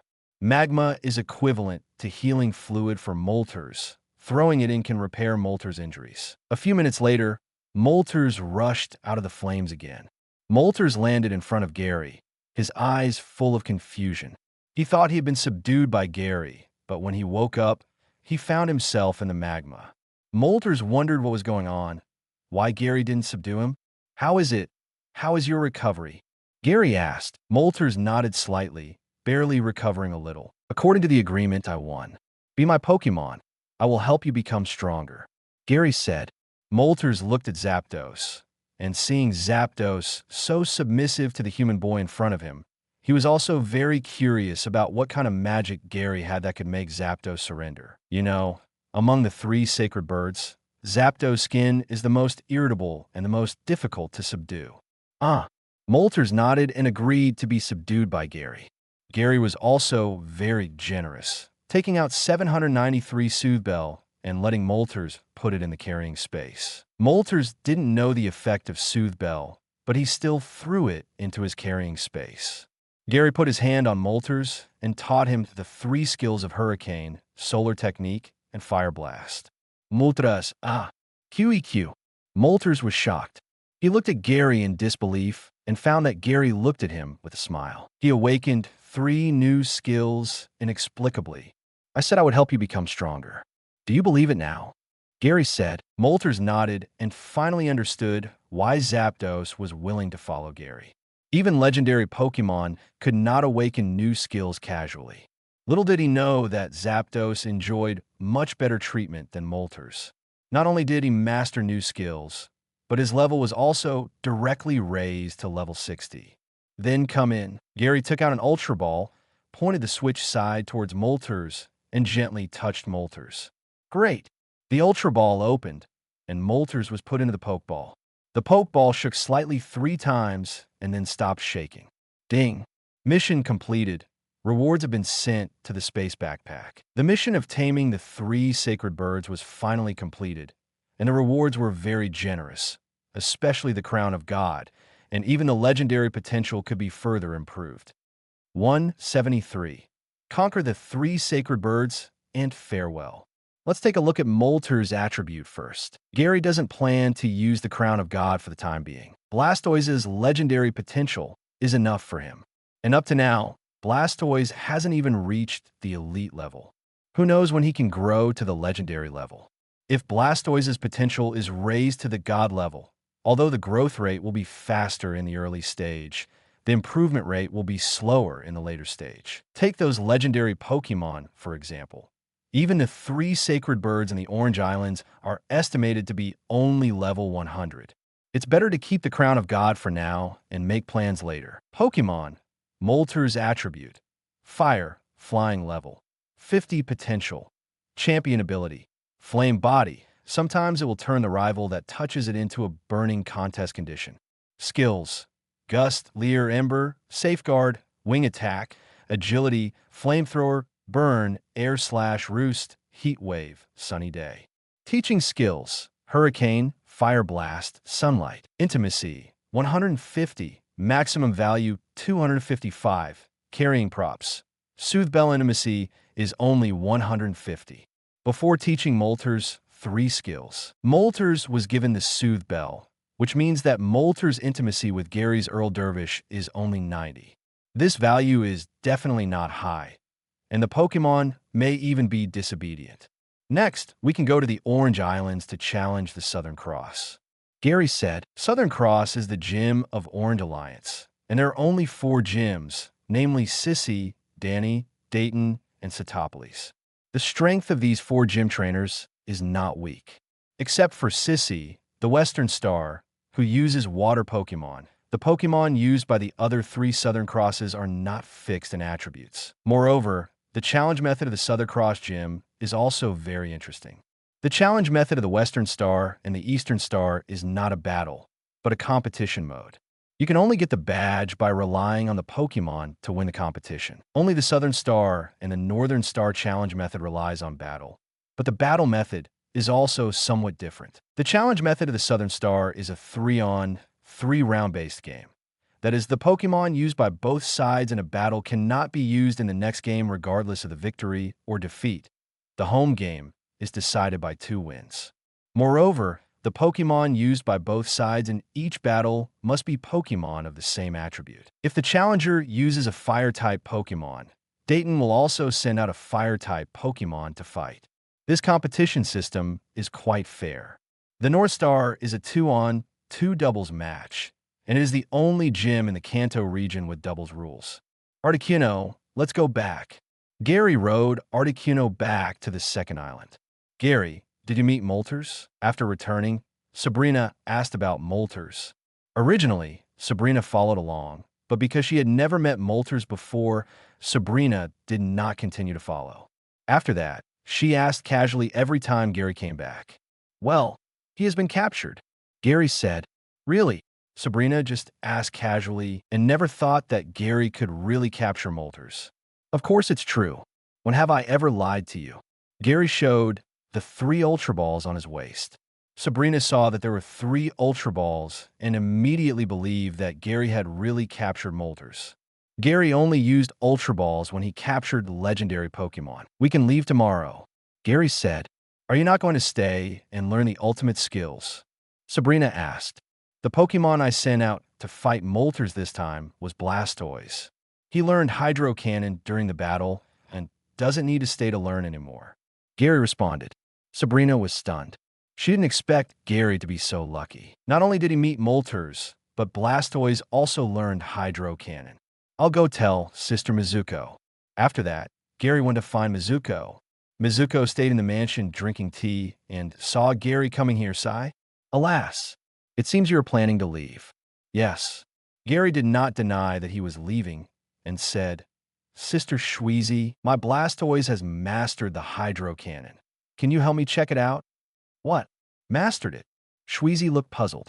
She had been watching Blastoise practice for a while, but she hadn't seen any trace of the Hydro Cannon. How could he master it in just 1 week? Yes. Can you help me check it out? Let's go. Shweezy immediately stood up and took Gary to the mountain wall where they practiced before. Let your Blastoise use the Hydro Cannon. Shweezy said. Gary nodded and released Blastoise. Kami. Blastoise was a little nervous when he saw the familiar mountain wall in front of him. For the past month, the mountain wall in front of him has been a nightmare for Blastoise. Blastoise, believe in yourself.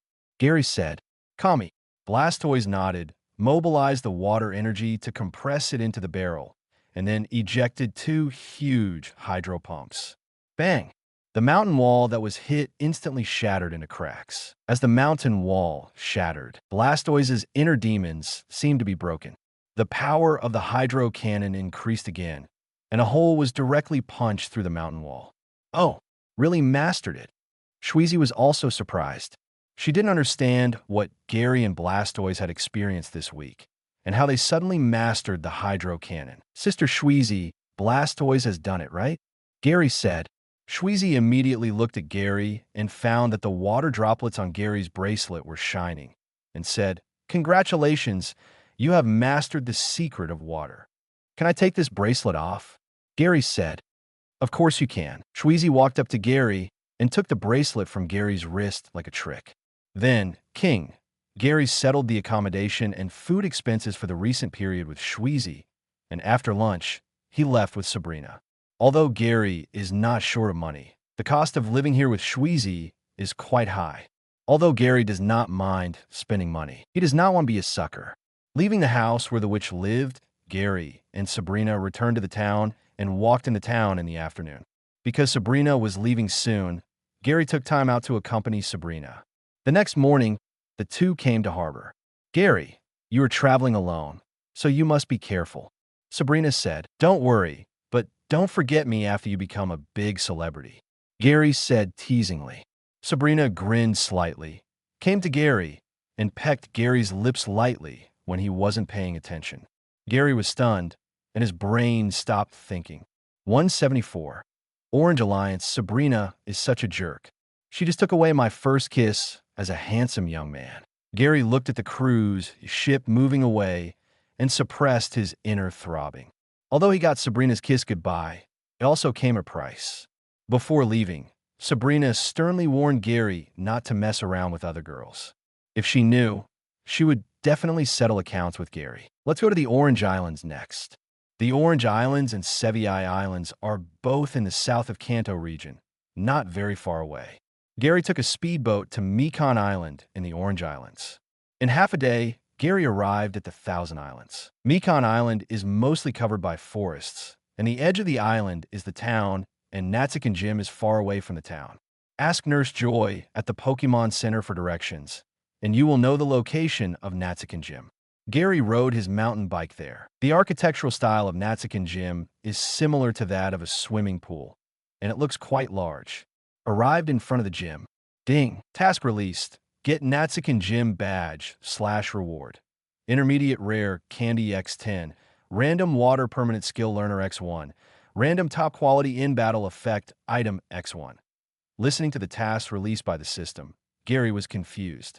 Except for rare candy. The other two rewards have changed. 337 random skills and random props. And the rewarded props are still battle-winning props. There are many types of in-battle effect items, and there are many props that Gary can't use. If he gets a prop that can't be used randomly, he can only throw it in the warehouse. Gary didn't care about that and pressed the doorbell. After a while, a boy with the same hairstyle as Xiao Jiang came out. "Who are you?" the boy asked. Gary knew that this boy was Sissy's younger brother and a gym assistant. He seemed to be a very rebellious boy. "Hello, my name is Gary, and I'm here to challenge Natsukin Gym," Gary said. Ada looked at Gary and felt more and more familiar with him. She asked curiously, "Are you the champion of this Indigo Plateau Conference? Have you watched this Indigo Plateau Conference?" Gary asked. "Of course, I have watched every Indigo Plateau Conference. Since you are the champion, I will let you challenge my sister." Ada said, "Okay, then please take me to see your sister." Gary thought he would have to spend more time on this kid, but he didn't expect that his title of Quartz Conference champion would have such benefits. Acp. Ada took Xiao Mao into the battlefield in the gym and asked Gary to wait here. He ran to call Sissy out. "Hello, I'm a gym trainer in Natsukin Gym. My name is Sissy. I've heard about you from my brother." Sissy, wearing a black tank top and a red long skirt, introduced very competently. "Let me briefly explain the rules. If you want to challenge me, you must use a water-type Pokémon. If you don't have one, I won't accept the challenge." "I understand."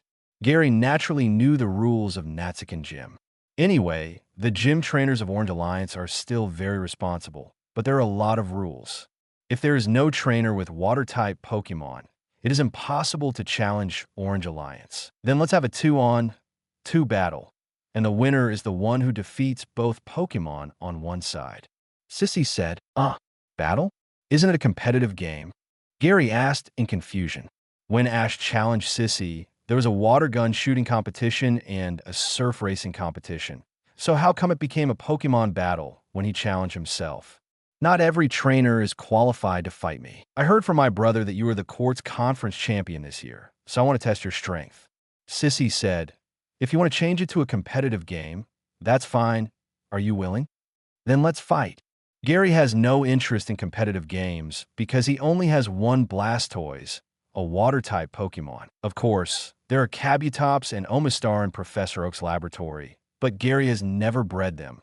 I think their water gun accuracy won't be too high.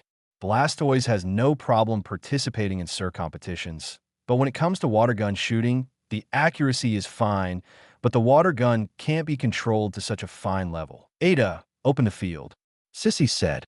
"Yes, sister." Ada held a remote control in her hand and pressed the red button on it. The venue opened from the center and moved to both sides, revealing the pool below. The entire pool was the battlefield, and there was no place to stand. Then the game begins. "My first Pokémon is this. Go, Seadra." Jiang threw the Pokémon. "Great."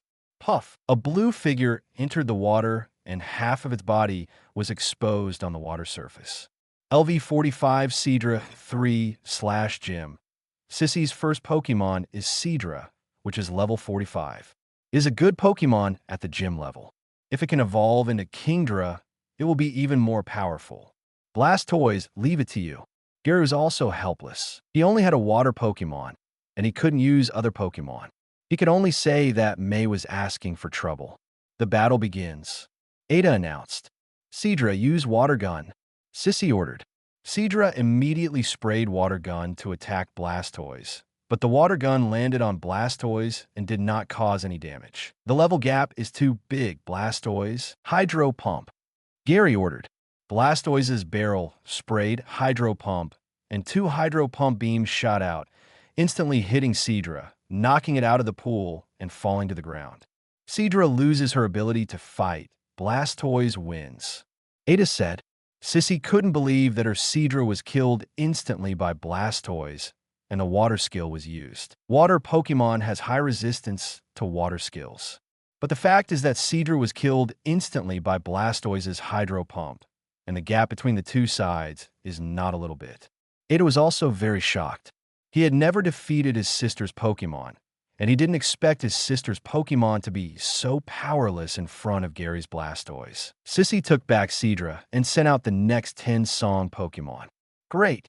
LV49 Blastoise 3/Gym. The top level of the gym.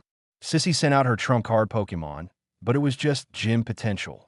This potential can only be used to play in the Alliance Conference, and it is difficult to break into the full member battle venue.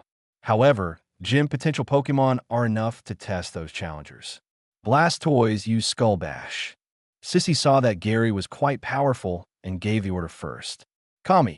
Sissy's Blastoise immediately used Skull Bash and rushed towards Gary's Blastoise. Dynamic Punch. Gary's Blastoise, with a white light flashing on his right fist, punched the incoming Blastoise. 175. Natsukin Jim Bang. Fists and heads collided, and there was no surprise. Sissy's Blastoise was punched away by Gary's Blastoise. Although he did not lose his ability to fight, he was also in chaos. Not bad. He didn't fall down, but it's over. Blastoise used Water Pulse. Gary ordered. Bang! Bang! Blastoise fired 2 water pulses, hitting Sissy's Blastoise one after another. The explosive impact completely defeated Sissy's Blastoise. Blastoise loses his ability to fight. Ada saw her sister defeated and made a stiff judgment. I admit it, Gary bowed. Gary didn't want to do this, but who asked Sissy to limit the venue and let the challenger only use water Pokemon? As expected of the champion of the Indigo Plateau Conference, I lose with a sincere heart. Sissy was not too depressed. He took out his own gym badge and handed it to Gary. This is the Coralie badge, proof of defeating Natsukin Gym. Thank you. Gary took the badge. Ding. Mission completed.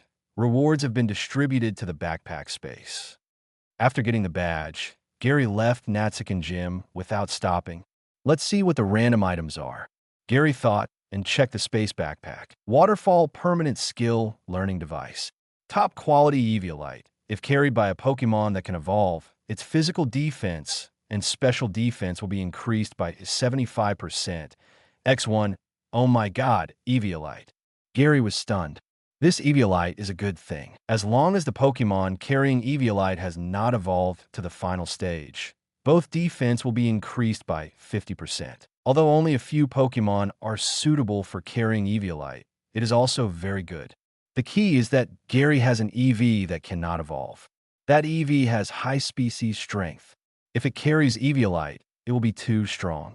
The only weakness of normal-type Pokemon is fighting. The other attribute skills can only cause normal damage to normal Pokemon, but for EV with high double defense, as long as it is not a fighting Pokemon, it can easily resist it. Thinking of this, Gary rushed to the Pokemon Center without stopping. Grandpa, Zapdos will be left to you to take care of. Gary said. Gary decided to put Zapdos in Professor Oak's laboratory. It would take up too much space to carry the 3 sacred birds with him. Anyway, Zapdos's intimacy with Gary is full. Don't worry, in order to take care of Zapdos, I built a micro power plant in the backyard. I believe Zapdos will like it. Professor Oak gave Gary a reassuring look. Gary was also sweating profusely. He didn't expect Professor Oak to be so willing to spend so much money to build a power plant specifically for Zapdos. If he told Professor Oak about conquering Articuno and Moltres, wouldn't he have to build an artificial volcano and an ice house? By the way, Gary, where are you? Professor Oak asked. I'm currently in the Orange Islands. Gary said, aren't you going to the Sevilla Islands? Why did you go to the Orange Islands? I've been to the Sevi Islands. Anyway, there's nothing to do, so I came to challenge the Orange Alliance. Gary said, that's a coincidence. Ash is also planning to challenge the Orange Alliance. You may meet on the way. Professor Oak said, really? Then I have to be the first to defeat the Orange Alliance. Gary said, then you work hard and be careful. Professor Oak didn't want to talk more. He also wanted to see the power plant he built to see if Zapdos liked it. If not, he would have to modify it again. After hanging up the phone, Gary came to the public area behind the Pokémon Center and found that there were many children of the same age as Gary fighting there. Hello, my name is Xiao. Can you have a Pokémon battle with me? As soon as he arrived at the public area, a child came to challenge Gary. The child looked only about 7 or 8 years old. It was rare for him to fight Pokémon at this age in the inland. Sorry, my Pokémon are all undergoing treatment and cannot accept your battle. Gary declined. That's a pity. Xiaoying left frustrated. Are people here so warlike? This was the 7th time Gary had received a challenge today. The trainers in Mekon Island were very keen on fighting. Even the children were like this. Gary didn't think too much and released Eevee. When Eevee saw Gary, he immediately hugged Gary's thigh. After more than a month of not seeing him, Eevee missed Gary very much. Zero, please give me flowers. Eevee, are you doing well with my grandpa? Gary squatted down and stroked Eevee's smooth fur. Eevee nodded, saying that he was very happy with Professor Oak because there were many Pokémon there to keep him company, which was much better than the laboratory he had been in before. Gary had agreed with Blaine that he would report Eevee's growth information to him every month, and he certainly did it. But the growth report was done by Professor Oak. Blaine knew that Eevee could learn skills of many different attributes, so he would test the other 2 Eevees. The 2 Eevees, like Gary's Eevee, could learn skills of many attributes, and the skills they mastered were all skills that could be mastered by the corresponding Eevee's evolved form. Although it was a new discovery, Eevee still couldn't evolve, but it didn't matter whether it evolved or not. For Eevee that could master so many skills, evolution might cause problems. For example, if it really evolved and evolved into a fire Pokémon, would Eevee's original water skills still be usable? Here, take this with you. It can make you more durable. Gary took out the top-grade Eviolite. Boy! Eevee looked at it, took it in his mouth, and put it into his shoelace space. Do you feel any discomfort? Gary asked. Bye. Eevee shook his head. He didn't feel uncomfortable at all. He felt that the Eviolite had mobilized some of his potential, but it was just a mobilization, and there was no other change. Come, let me improve your strength. Gary touched Eevee's head and used 5 intermediate rare candies to raise Eevee's level to 50. Eevee, Chi, happy face. This feeling of suddenly becoming stronger is really magical. The later the level of Pokémon is, the harder it is to raise. From level 45 to 50, the increase is still very large, raising Eevee's strength to the quasi-elite level. Gary also taught Eevee the waterfall skill. If he continues to breed like this, Eevee will become a master of 9 skills in the future. After strengthening Eevee, Gary knew that Eevee didn't like to stay in the Pokeball, so he put it outside. 176, Crystal Onyx the next day. Gary took a speedboat to Sunburst Island. He came to Sunburst Island to capture Crystal Onyx. After all, it would be a pity to leave such a rare onyx in the wild. It would be better to capture it and give it to his grandfather for research. The key is that Gary needs to complete the task issued by the system and capture 10 shiny Pokémon. At present, Gary has only captured 4 shiny Pokémon. Since he knows that there's a strange Onyx in Sunburst Island, Gary must not let it go. The location of Crystal Onyx is on a small island adjacent to Sunburst Island. Only when the tide is low will the road between the 2 islands be exposed. So basically, no one approaches the island where Crystal Snaketang lives. Gary followed the route in his memory and came to the island where Crystal Onyx lived. Then he sent Blastoise to help find the water source on the island. Following the water flow all the way up, he soon found a cave called 737. The depth of the cave is not dim, but there is a gray cow. Chi. Eevee called out to the cave entrance, then nodded to Gary, indicating that there was no danger in the cave. Eevee's ability is danger prediction. It is very sensitive to changes in the surrounding environment and can detect danger in advance. This ability is very useful when exploring the wild. Okay, let's go in and take a look. Gary took a flashlight and followed Eevee into the cave. After passing through the winding road, he soon arrived inside the cave. The inside of the cave was unusually bright because it was full of crystal ore. Seeing the light reflected into the cave, it was very bright. There was also a huge pool inside. Eevee suddenly became alert and shouted at the pool. Bang! A huge body emerged from the pool, and a crystal onyx made of crystal appeared. Roar! The crystal onyx saw someone breaking into its territory and roared, trying to drive Gary and Eevee away. LV-35 Onyx / Quasi-Elite. It has the potential to be a Quasi-Elite, but its level is so low. Gary wondered, in the original plot, the first person to discover Crystal Onyx was Gong's grandfather. It has been more than 10 years. No more novels? Take part in the voting. The most requested novels and those with the most likes will be chosen for publication on euroaudiobooks.com. There, I can upload as much as I want without the risk of receiving a strike. Our 18 novels and other content that exceed what is morally acceptable are only published on Patreon or the free novels page. Remember, the site is funded by donations on Ko-fi and Patreon memberships.